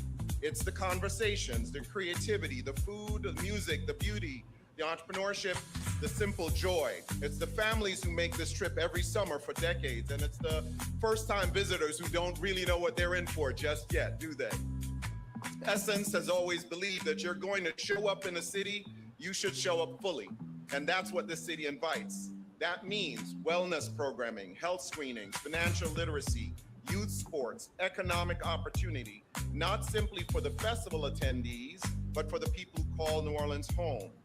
Through partnerships with the Black Heart Association, Operation Restoration, Brilliant Minds with Dr. Judd Lee, our Community Commerce Collective, and many others, we've worked to ensure that the impact of the festival extends well beyond just the weekend.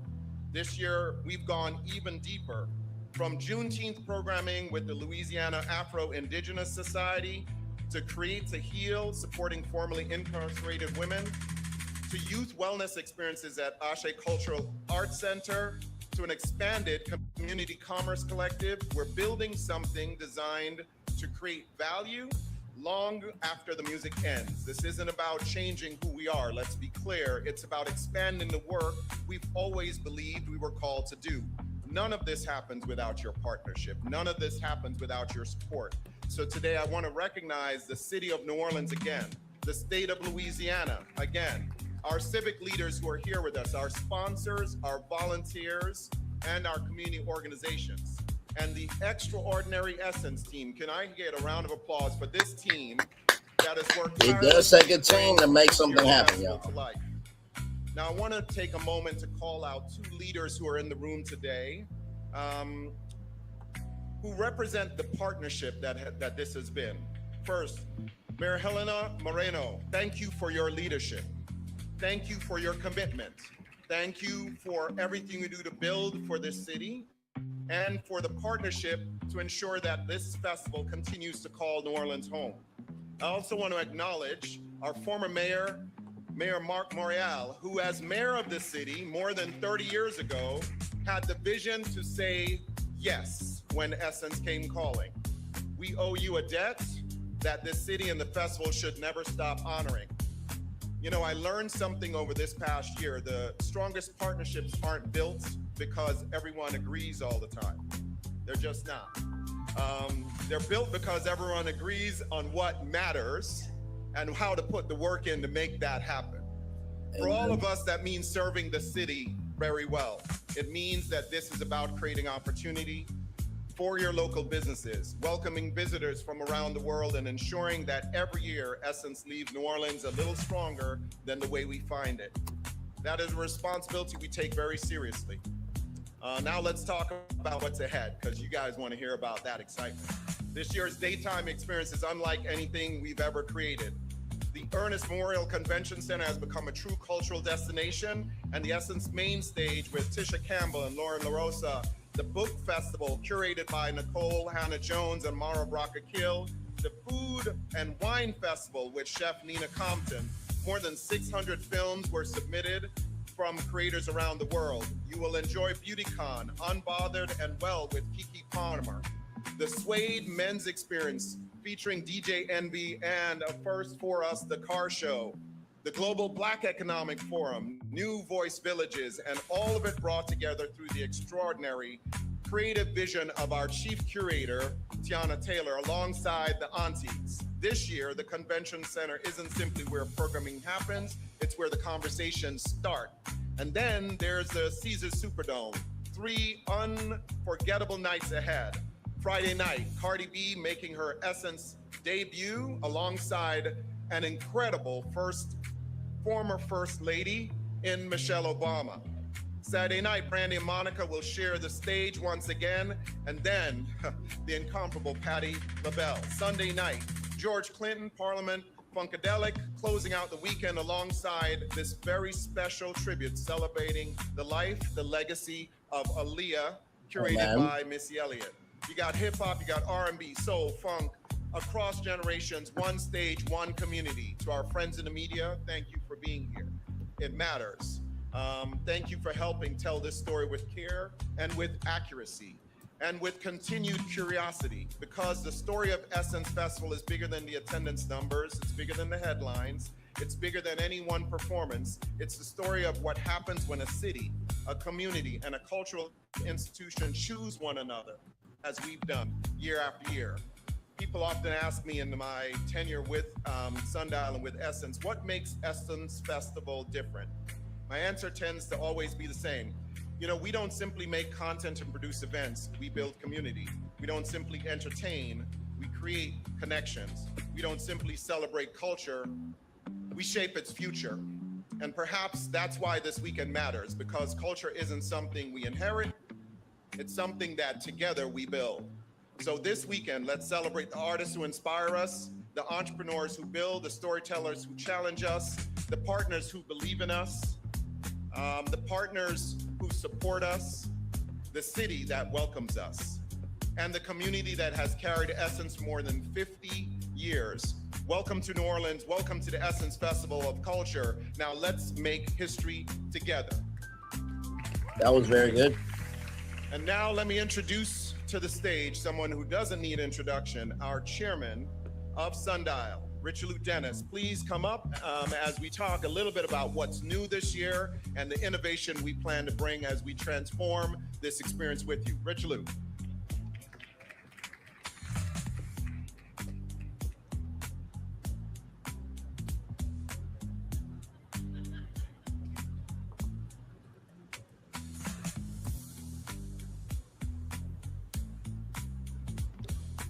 Well, thank you, Kirk.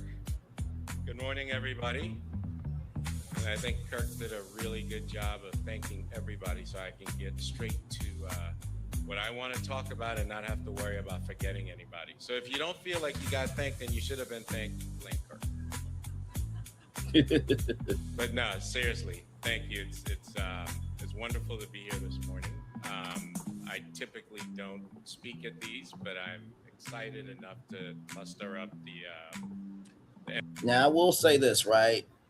If you're the face of the company, right, and you say you typically don't speak at these,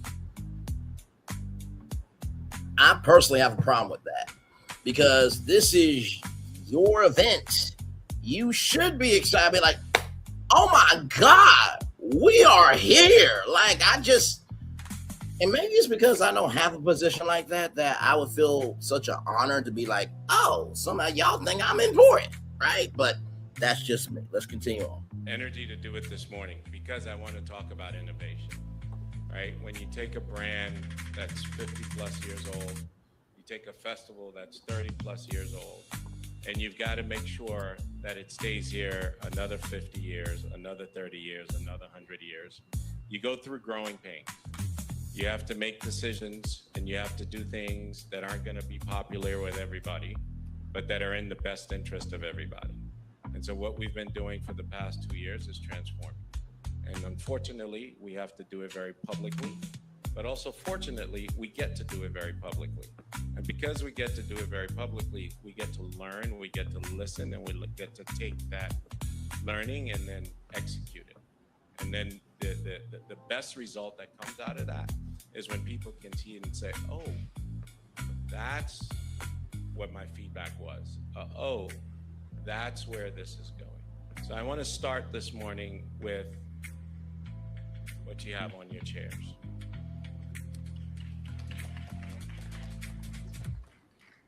This is Essence Reimagined, the physical book that you grew up with, that your mother grew up with, that your daughters are growing up with, is also now taking the turn for the next generation.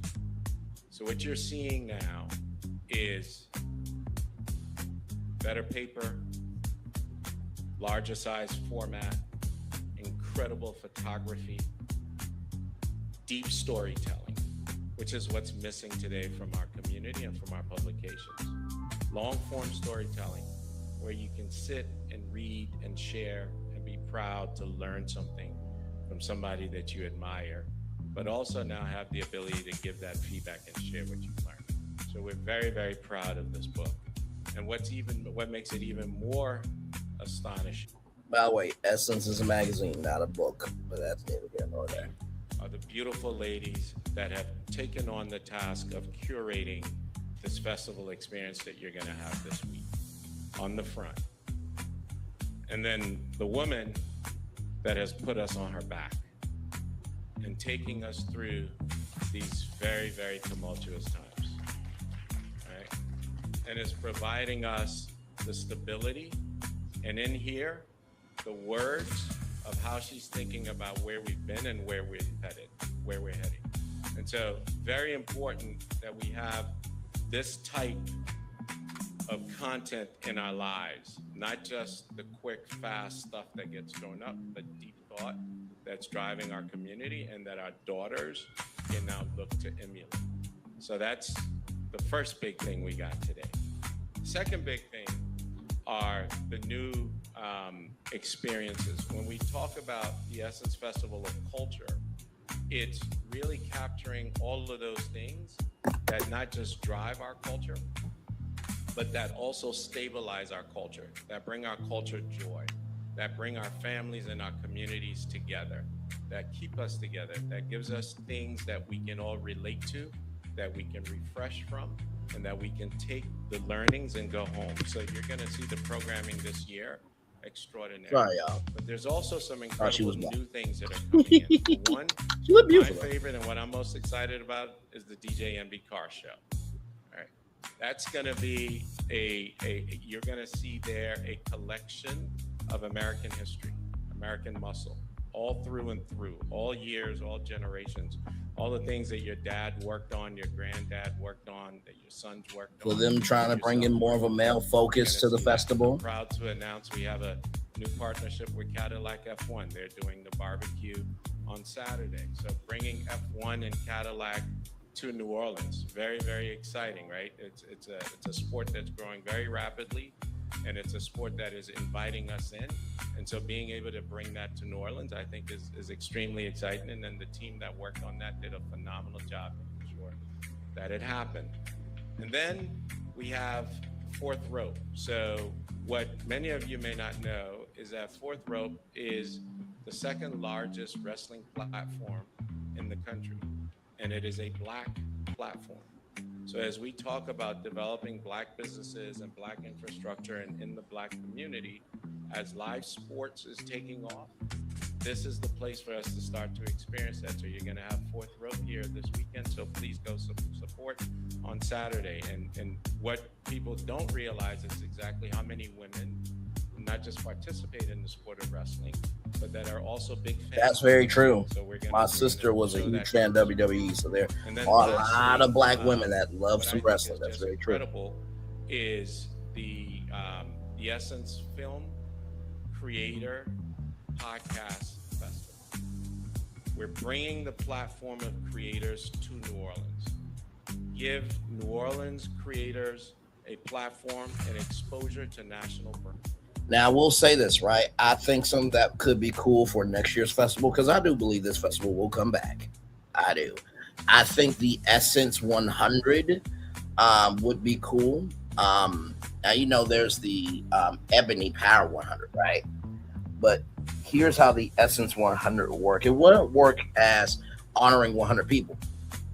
These are 100 content creators from all around the country that would get an all-expense-paid trip to the Essence Festival of Culture to promote it.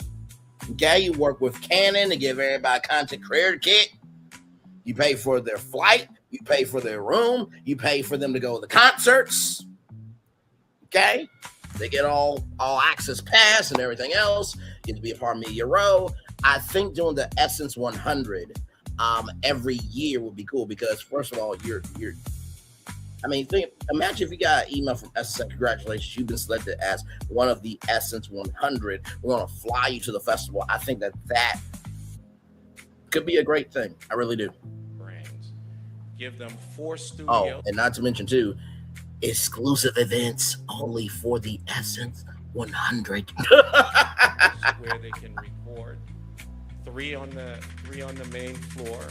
That they can do their own recordings in, and then 4 upstairs that are done professionally. The in that is a podcast pitch competition, right? There's also a microdrama pitch competition, right? In the book festival last year, we gave away 5 book deals in our partnership with Penguin. Oh, that's Looking forward to amazing. doing the same thing this year. I shouldn't say gave away. People earned, right? They competed, they earned.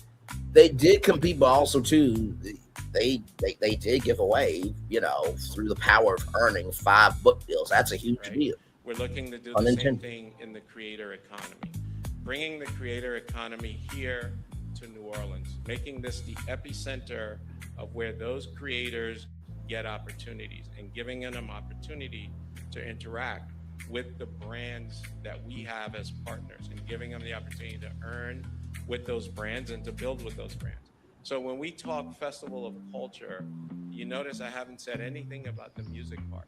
The music part is extremely important. it's what we do at night, but it's also the things that are underneath that fuel our community and that give our community the economic empowerment that it needs, or the economic access to keep growing and to keep going. The music is going to be incredible. It's always incredible. We're going to keep driving that, right? We're going to keep bringing those experiences. As Kirk said, really, like the thing I'm most excited about is T.I. and the Louisiana Philharmonica Orchestra on Sunday night. Like, come on, guys, all right? So that's what we mean when we say the Essence Festival of Culture. We're going to keep evolving. We appreciate all the support to get there.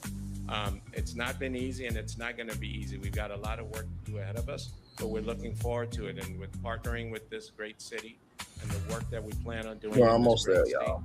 We're going to get there. So thank you all. And Mayor Moreno, your turn.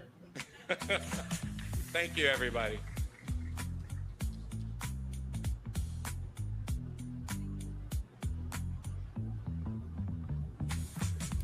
Good morning. Thank you, Rich, and happy birthday. It's his birthday yesterday. So look, I am so excited to be here. And one of the reasons I'm so excited to be here is this is my first Essence Fest as mayor. Now, I'm going to clap for this because, for one, I am genuinely loving her energy. Now, in the world of government, we don't have a lot of people who understand that life is bigger than just the responsibilities of government. She did not have to say that, right? So very, very excited that she said that there, right? Essence leadership wanted me to come and talk to you today about the city's preparations for Essence, and I can. And you know what I might do? I might pitch what I have in terms of the cities and my big pitch for the Festival 365, maybe later on tonight. I might do that. I think that's what I'm going to do, because I don't want this to be too long. I don't want to be too short, but the cities I have, we're going to go through them. And also, too, I have my hometown, Little Rock, Arkansas in here, in this plan. I'm probably going to have to put it in Cleveland as well, because I know, Cleveland, in the summer, it's right now, it's kind of, it's 93 degrees, but Cleveland is a black city. Okay. So listen, I'm going to present those cities, and the big plan I have for Festival 365, there's a particular building that is for sale, and I want to pitch that live. So I want to pitch that a little bit later on tonight. So probably after this, we'll give final thoughts and everything. Tell you unequivocally that the city of New Orleans is prepared, and we are ready for Essence Fest 2026. We're ready to welcome, of course, the thousands of people who will be coming to our beautiful city, and we are so excited to be able to showcase the culture, the music, the food, and hospitality that make the city of New Orleans unlike anywhere else in the world. And we're ready to, of course, also ensure that everyone has a really safe, enjoyable, and unforgettable experience. Over the past several months, my team, along with Essence leadership, have been working really round the clock to make sure that we are prepared for this weekend. And I want to thank, first and foremost, every city employee who's been part of these preparations, from sanitation to public safety, who has helped to ensure that we have a really successful weekend. As we all know, much of their work happens behind the scenes, but it is essential to the success of the festival. And I do believe it's important to give credit where credit is due. So if we can give it up for the hardworking city employees that are ensure that this weekend will be successful. And of course, I also want to thank our Essence partners, our hospitality industry, local businesses and community organizations, because hosting an event of this magnitude isn't just about the city and Essence. It's really a whole team of stakeholders. It takes teamwork to get this done, and New Orleans really knows how to come together for this important weekend. And by the way, Essence is one of the most important weekends of the year for our city. It brings tremendous energy to our neighborhoods and provides a significant boost to our local economy, supporting hotels, restaurants, musicians, artists, retailers, and thousands of workers.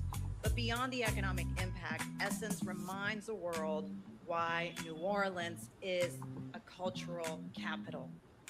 To everyone arriving this weekend, we're excited to have you here. We encourage you to take in all of our city, visit our neighborhoods, support our local businesses, enjoy our restaurants, and take in the incredible music and culture that can only be found right here in the city of New Orleans. My administration is all in on making New Orleans the best host city in America, and that means being prepared, working together, and delivering an experience worthy of this great city.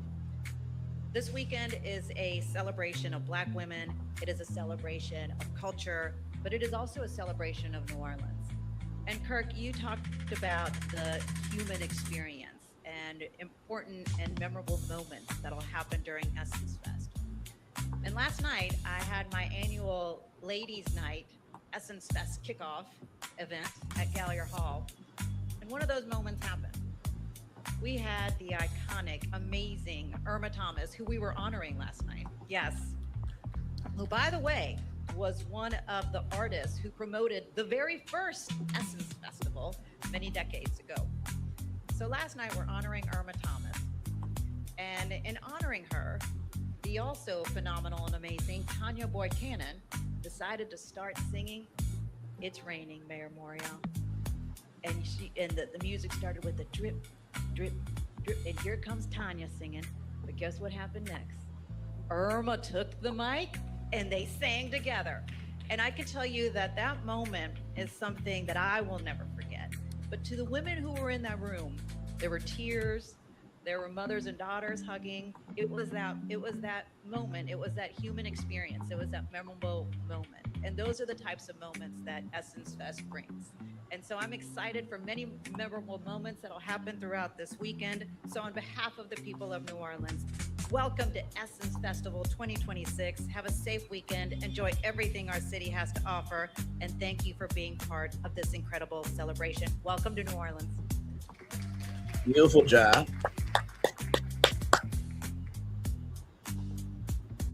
And that was Mayor Helena Moreno. Up next, the Essence Festival of Culture is powered by partnerships, and this year, we're proud to continue celebrating with Coca-Cola as the presenting partner. Give it up for Coca-Cola one time. Now, they've been a part of the moment that brings people together across music, culture, food, celebration, and community. And that spirit is right here at home at Essence Festival. Right now, please welcome Stephanie Eady, Cultural Marketing Lead for Coca-Cola. Oh, what was her name? Hang on. Wait, go back. Time. Now, they've been a part of the moment that brings people together across music, culture, food, celebration, and community. And that spirit is right here at home at Essence Festival. Right now, please welcome Stephanie Eady, Cultural Marketing Lead for Coca-Cola. Now, please welcome. All right. Y'all probably wondering, Brandon, why are you taking a picture of who is the cultural marketing director person at Coca-Cola? Because of the thing I just said.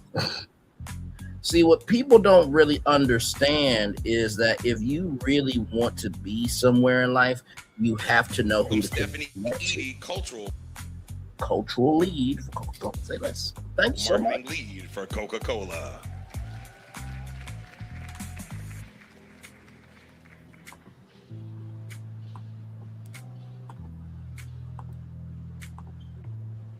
Good morning, everyone. It is so great to be here this morning. Literally just steps away from what's going to be another incredible Essence Festival. It's truly an honor to be back in New Orleans, to join all of you here to celebrate another incredible Essence Festival of Culture, number 31 for us, the Coca-Cola Company. There is something really special about, 31 years. There's something really special about Essence Festival weekend. There's really no place better to celebrate than right here in New Orleans. And we heard a lot about the magic and the specialness that New Orleans brings. It's a city whose rich history, music, resilience, and of course culture has really shaped the very spirit of this festival. You can feel the energy the moment that you step into the city. For me, when I arrived yesterday at the airport, there's joy, there's reunions, there's conversation, of course, music, food, and the culture all around you. It comes together in a way that only Essence can really create. And for more than 3 decades, the Coca-Cola Company has been excited to be part of this festival, this powerful celebration of culture, creativity, entrepreneurship, and community. We love how this festival helps create experiences that celebrate, uplift, and invest in Black women. This year, as our country commemorates its 250th anniversary, we at the Coca-Cola Company are proud to help celebrate a truth that has always been present, which is that Black women have never been on the sidelines of history. In fact, they've helped shape it every day. Amen. They are the entrepreneurs, the creators, the leaders, the mentors and visionaries. They build communities, create opportunity, and continue to move our culture forward. That is the inspiration behind how we chose to show up this year with our platform of Shining Together and our theme of Every Side Shines. For the first time, our portfolio of beverages are coming together in one experience. Coca-Cola, Simply Lemonades, and Smart Water Alkaline with antioxidant have all come together under one unified... Now, you would think that Sprite would be a part of that. As much as Sprite has been a part of the Black community, I kind of feel a way about that. I'm just saying, from a brand marketing standpoint, from a brand marketing standpoint, I'm very surprised that Sprite is not part of that experience, but okay. All right. Experience where each brand has a different expression of her shine. While together, we're telling the story that every side of her deserves to be seen, valued, and celebrated. That story comes to life through Shine City, just over here to my right. And it's one of our largest and most ambitious Essence Festival presents to date. And that's hard to do when you're here for 31 years. We're also incredibly proud to continue our partnership with the National Coalition of 100 Black Women. And we've invited them to come and be able to share what they do to champion, to drive advocacy, education, and economic impact for Black women and girls.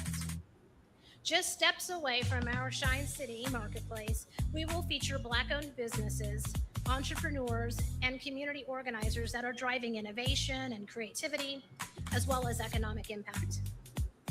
At the center of Shine City, we have our City Square. It's hosted by Jamila Mustafa and once again, Charles Beloved Kirkendall.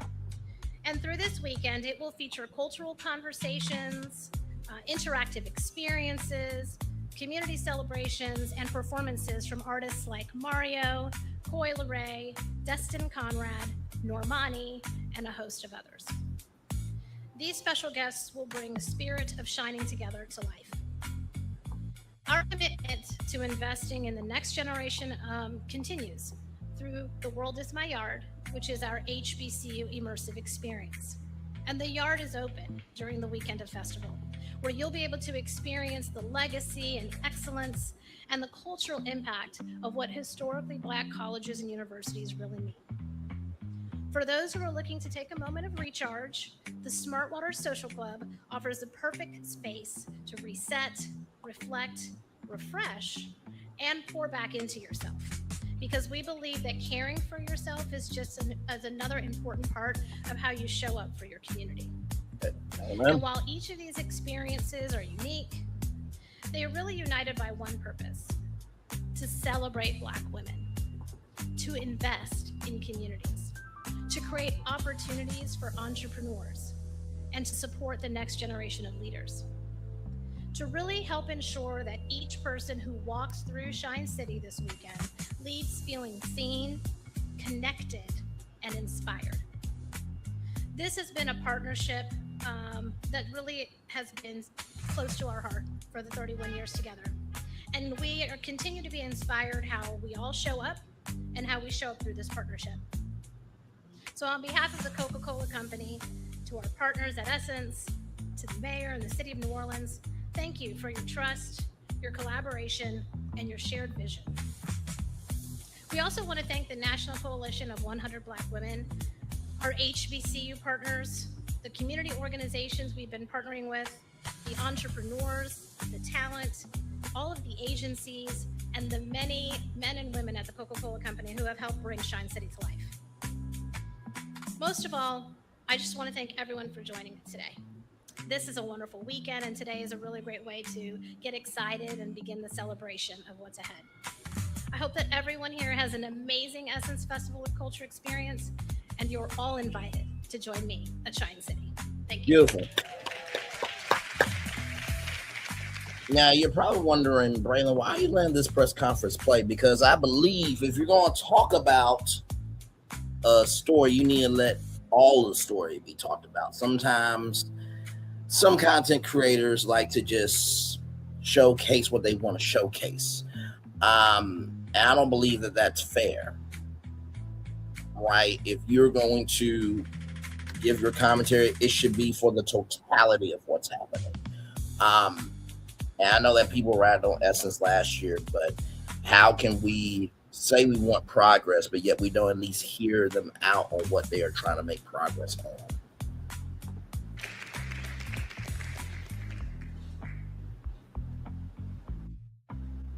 And that was Miss Stephanie Eady from Coca-Cola. Now, Essence has always had a deep connection to community, and that means people that come every year, that means people that live here, the businesses that open their doors, the culture bearers, of course, the local leaders and partners, they all come together to make this weekend possible. Now, the festival is about real relationships, and this is a relationship that matters. And to speak more about it, we have community impact and a person that works continuously beyond this weekend to make it happen. Please welcome Barku Tudman, Chief Community Officer.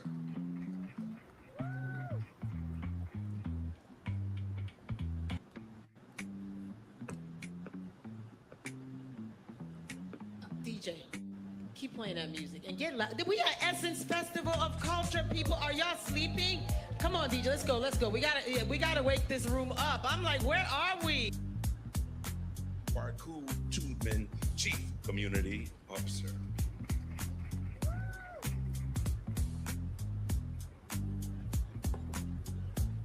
DJ, keep playing that music and get loud. We got Essence Festival of Culture, people. Are y'all sleeping? Come on, DJ, let's go, let's go. We gotta wake this room up. I'm like, where are we? I'm hearing all this amazing thing happen from Kirk, Mayor Moreno, our amazing partners at Coca-Cola. I mean, Rich came over here and shared his book, because this book has been the bane of our existence, okay? Not the bane of our existence. Y'all gonna enjoy this room, let me tell you. It's crazy work. Because we all work very hard. You all look amazing, thank you. Thank you, Wayne. I am Barku Tubman Zawolo, Chief Community Officer at Essence. And when we talk about Essence Festival of Culture, the stages are easy to talk about. And they should be. They are extraordinary.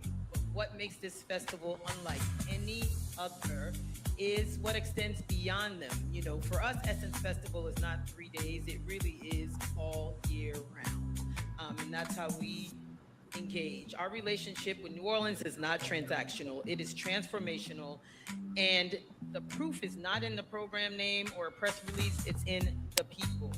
So Vera Warren, I'm telling you some stories here. Vera Warren Williams.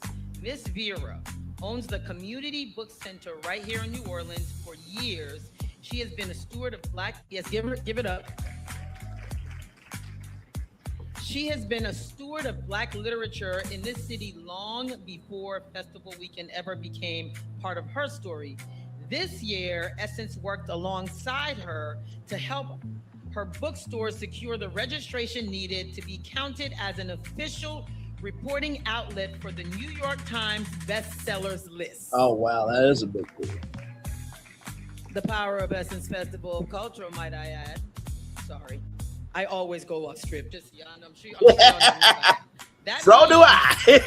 Books sold through a small, all being human, okay? Black-owned bookstore in New Orleans now helps determine which titles the country sees as bestsellers. That is local ownership shaping a national conversation. That's one story. Here's another. Through a pipeline program built to bring local entrepreneurs into festival economy, we have worked with New Orleans transportation companies, drivers who have been part of the city for years to help them build the credit to help them build the credit and standing they need to become full vendors at this festival. Some of those same drivers now carry clients well beyond July into Super Bowl season and beyond because of relationships that started right here. These are stories underneath the festival, the bookstore owner, the driver, the small businesses that opens its door to us every year. That is the infrastructure beneath the infrastructure, and that is why this festival can exist at the scale in New Orleans and why we are not slowing down. This commitment shows up across the weekend in our community engagement, civic education, voter engagement work in the Global Black Economic Forum, in entrepreneurships like the New Voices Power Pitch, and in cultural preservations that honor what makes this city the right home for this gathering. Our Community Commerce Collective, built in partnership with New Voices Foundation and the Louisiana Economic Development, creates a year-round pathway for Black entrepreneurs, not just access to vendor tables during festival weekend, but also business coaching, capital readiness, and a real ramp into Essence ecosystem that sustains beyond July. We also launched our Festival Ambassador Program, New Orleans residents embedded in festival operations, bringing the Essence brand to the community they live in, workforce development with cultural purpose. This commitment shows up across the weekend, in our community engagement, in civic education and voter education with the Global Black Economic Forum, supporting the city of New Orleans, and preservation that honors what makes this city right home for this gathering to the city. You know what I love about this woman? She feels real. She absolutely feels real. She feels like an auntie that, like, listen, I'm excited to be here. I got a lot to get out of my mouth, but I'm here for the culture. And I think we tend to forget that in life sometimes we are a cruise ship. And it takes a crew to make the ship run. And so I believe that's why also too, we can't just have the Richard Lou Dennises of the world.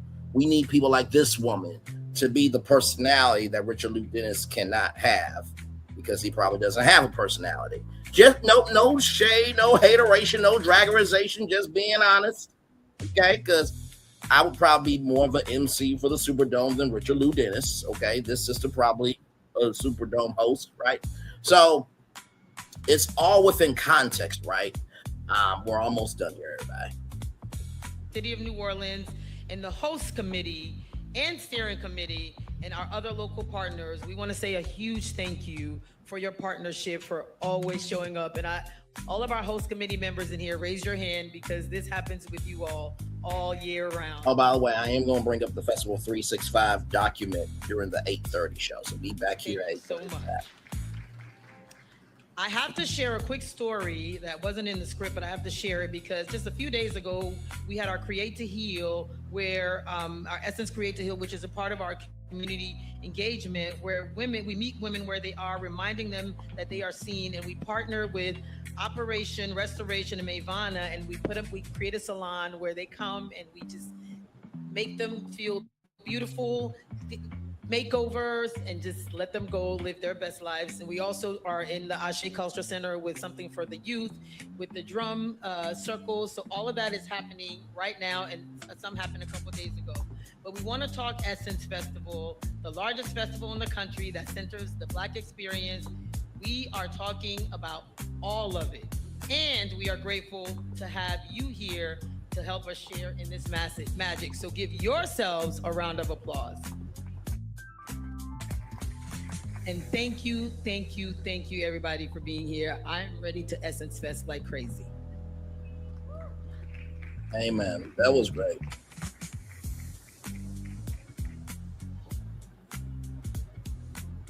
All right, give it up one more time for Barku. Touched on all the important points. That's what I'm talking about. So we got a lot ahead. Of course, you know, there's the daytime experiences, there's the parties, there's the convention center, there's the dome. And it's going to be every facet from beauty to creators to great conversations and activations. And there'll be a whole lot going on. So pace yourself, I say, because it's going to be a long weekend. But before we move on to the networking session that we'll have at the end of this, and I'll let you know about media credentials and what have you, we'd like to say thank you. And a big thank you, because I'm native New Orleans, and I remember the first Essence. I did some of the parties. I've always done the parties. Downtown. Careful about your history telling, brother. These years, sometimes it's hard to see the long-term vision, but it just keeps gaining momentum. So give it up for all the people that make this happen every year and bring it to New Orleans. The musical, the economic impacts are so important to what we do here in New Orleans. We'd like to thank Coca-Cola as the presenting partner. Give it up for Coca-Cola. Stephanie Eady. Please, huge round of applause for my friend Mayor Moreno in the city of New Orleans. Big shout out to the host committee. Plenty of important people on there. All our community leaders today, the press from Essence, Sundial. Give it up for Sundial as well. All production, hospitality, PR, and the operations that help make this happen. This weekend does not come together by accident. It's a lot of work from a lot of people, and we make it happen, New Orleans. That's what we do here. So thank everyone that's a part of that. Before we send you off, my good friend DJ Jess, go ahead and hit that for me, because we need to wake up a little bit. If we're going to party in New Orleans, this is how you do it. R.I.P. to Frankie Beverly, but that's one of our native sons. And we're gonna jam a little bit right here. You can turn that up. We need some volume. We need to feel a beat here in New Orleans. But before we let you go, make sure. Shout out to the female looking good. Hey man, the black female looking good. Yes, indeed. Opportunities for you to join some of our very important people if you want to do interviews or get some photos. And also, if you go to the front and you're looking for your media credentials, they'll be able to give you more information on how they'll disseminate those. So once again, thanks everybody for coming to New Orleans. If you're visiting, all my New Orleans people, let's get to work. There it is. Essence 2020. Shout out to the sister right there. Wow, Wayne, thank y'all for coming out. I see you right there. Hey, shout out to them for making it cool way to do a great press conference there. Like I said, definitely wanted to let that play for sure. Like I said, that's all I have for y'all. Let me see if I can find a positive news story, because y'all know we always end it with a positive news story. Be back here tonight at 8:30 p.m.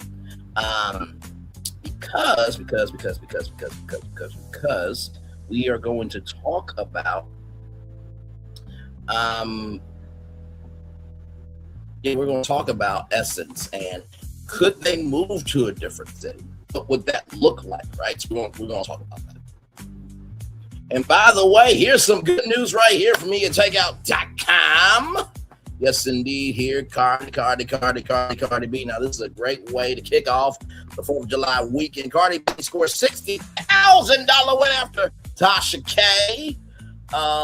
Break settlement deal. Cardi B is set to receive $60,000 from Tasha K. Shout out to all Wiggins there. After the gossip blogger violated a prior agreement by commenting online about the rapper's personal life. I'm sure Beth, being beautifully honest, is about to eat the vagina of Tasha K in 5, 4, 3, 2, 1 with a new video. The agreement filed Tuesday, June 30th, resolves a contempt dispute connected to Cardi's 2022 defamation win against Tasha K, whose real name is Latasha Kibi. Cardi, born Basilis Amazar, previously won a roughly $4 million judgment after a jury found Kibi liable for spreading false claims about her. Last year, Tasha K entered a bankruptcy agreement that delayed payment of the larger judgment as long as she avoided making disparaging public statements about Cardi B and her family. Cardi's attorneys later argued that Kibi broke that deal through social media posts and videos involving Offset and Cardi's estranged husband, and NFL player Stephon Diggs. Cardi's team said enforcing the agreement cost her more than $110,000 in legal fees. Under the new deal, Cardi agreed to accept $60,000 if Kibi pays on time, but Tasha K must pay $30,000 in a month and the remaining $30,000 by the end of the year. Finally, says both sides reached the agreement to avoid the expense, delay, uncertainty of further litigation. Let's check in on that GoFundMe real quick. Let's see. Oh my God, it's still right there. $15,723 raised. $3.5 million. Oh my God, child. Listen, that's all I got for y'all. I'll see you all back here at 6 p.m. We're going to have a conversation about the Emmys. What is going to happen to the Emmys? I have a plan for them. You're going to definitely be here for that. And then at 8:30, we'll be back here talking about the Essence Festival culture. If they move cities, what cities could they move to? I got some options. Okay. And I think I'm going to pitch this at the top of the show. Because the biggest thing, let me take down Tasha K. Child. She ain't worth my time, attention, or energy. But anyway, I'm going to pitch the Festival 365 at the top of the show. And I think the building I found, y'all, is 18 minutes away from New Orleans. You can't get much closer than that. I know being in the city is important, but Essence being in Louisiana is even more important. So we'll talk about that at 8:30, 6 p.m. Emmys, 8:30 p.m. Essence Festival Culture. 3 shows in one day. That's what we got for y'all. One love, much love, all love. I feel the love is in right back to you. Congratulations, Cardi B. Got $60,000 before she takes the stage at Essence. That's not a bad weekend. All right, love y'all. Bye-bye.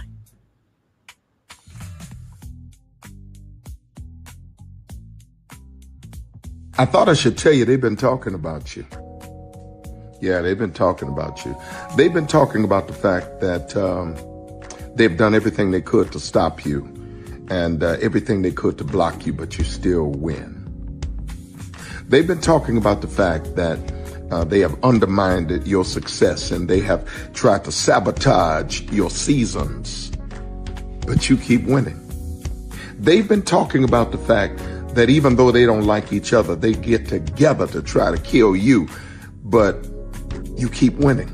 They've been talking about the fact that you were voted least likely to succeed, but like cream, you keep rising to the top. They've been talking about how they tried to burn your world down, but like the phoenix, you rose from the ashes. They've been talking about you, and you know what they say? Oh, she's just lucky. He's just lucky. But no, you ain't lucky. You're anointed. You got something on you. You got favor on you. You got power on you. You were born to win.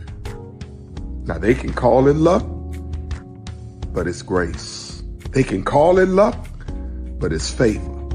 But whatever they call it, it doesn't matter, because you know what God calls you? Do you know what God calls you?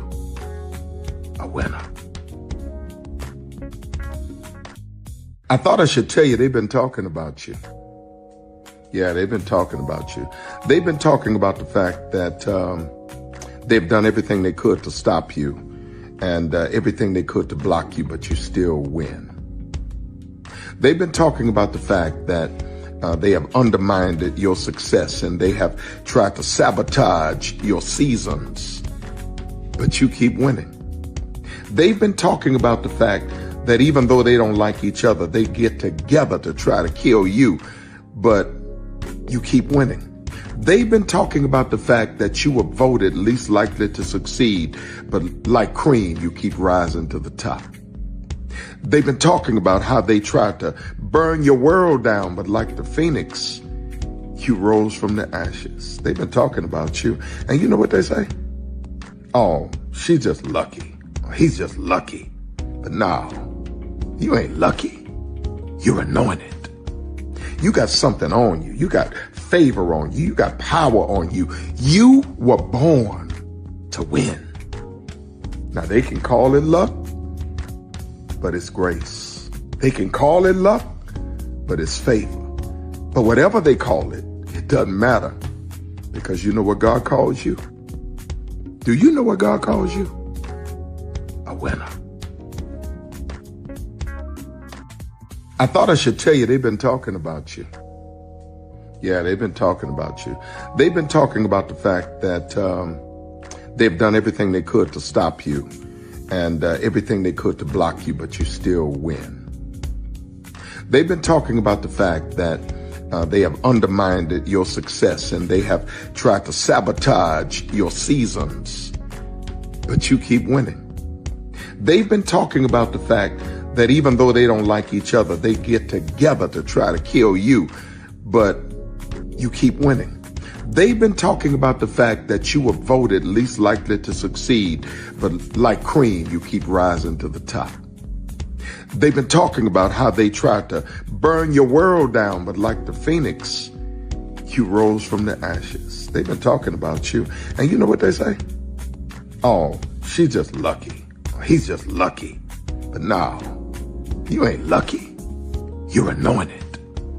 You got something on you. You got favor on you. You got power on you. You were born to win. Now they can call it luck, but it's grace. They can call it luck, but it's favor. But whatever they call it, it doesn't matter, because you know what God calls you? Do you know what God calls you? A winner.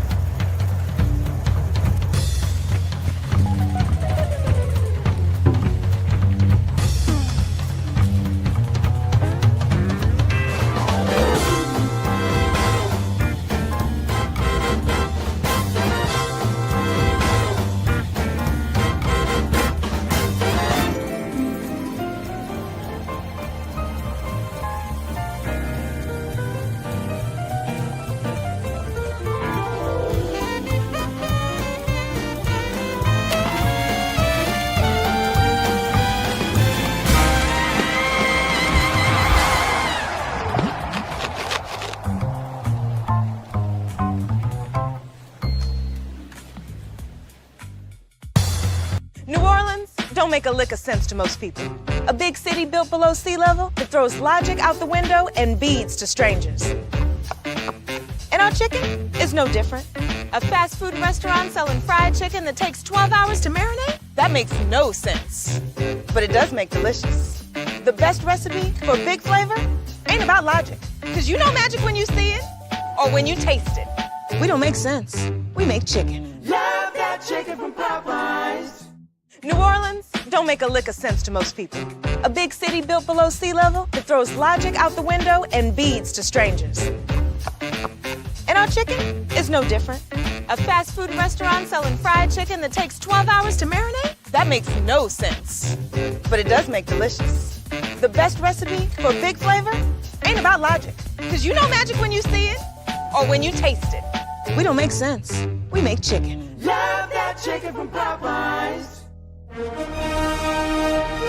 Prepare for a journey beyond imagination, beyond belief, beyond anything you've experienced before. Universal Epic Universe, a new theme park where you'll step through extraordinary portals to 5 immersive worlds. Prepare for a cosmic voyage of discovery, an isle of fire-breathing excitement, a shadowy world of monsters and mystery, new wonders in the wizarding world, and a new way to play. Plus the splendor of a magnificent resort hotel overlooking the park. It's all new excitement at Universal Orlando Resort. A week's worth of vacation thrills with 4 amazing theme parks, a variety of spectacular themed hotels, and incredible dining and entertainment. It's all at Universal Orlando Resort, where you'll find new adventures every day. Explore the astonishing worlds of Universal Epic Universe at Universal Orlando Resort. Because here's the thing, a good streamer can find other content. Because here's the thing, a good streamer can find other content. Because here's the thing, a good streamer can find other content. Because here's the thing, a good streamer can find other content. I've been moving on my own accord, covering Black culture. There is more to life. I heard that, friend. Braylon, shout out to Braylon. Make sure y'all go follow Braylon in case y'all haven't. I love your content. I have been moving on my own accord, covering Black culture. There is more to life. I heard that, friend. Braylon, shout out to Braylon. Make sure y'all go follow Braylon in case y'all haven't. I love your content. I have been moving on my own accord, covering Black culture. There is more to life. I heard that, friend. Braylon, shout out to Braylon. Make sure y'all go follow Braylon in case y'all haven't. I love your content. I have been moving on my own accord, covering Black culture. There is more to life. I heard that, friend. Braylon, shout out to Braylon. Make sure y'all go follow Braylon in case y'all haven't. I love your content. Child, Braylon been over there doing his thing, minding his GD business, staying out of trouble, trying to get the folks some positive stuff to talk about. Besides lying all the damn time. Child, Braylon been over there doing his thing, minding his GD business, staying out of trouble, trying to get the folks some positive stuff to talk about. Besides lying all the damn time. Child, Braylon been over there doing his thing, minding his GD business, staying out of trouble, trying to get the folks some positive stuff to talk about. Besides lying all the damn time. Child, Braylon been over there doing his thing, minding his GD business, staying out of trouble, trying to get the folks some positive stuff to talk about. Besides lying all the damn time.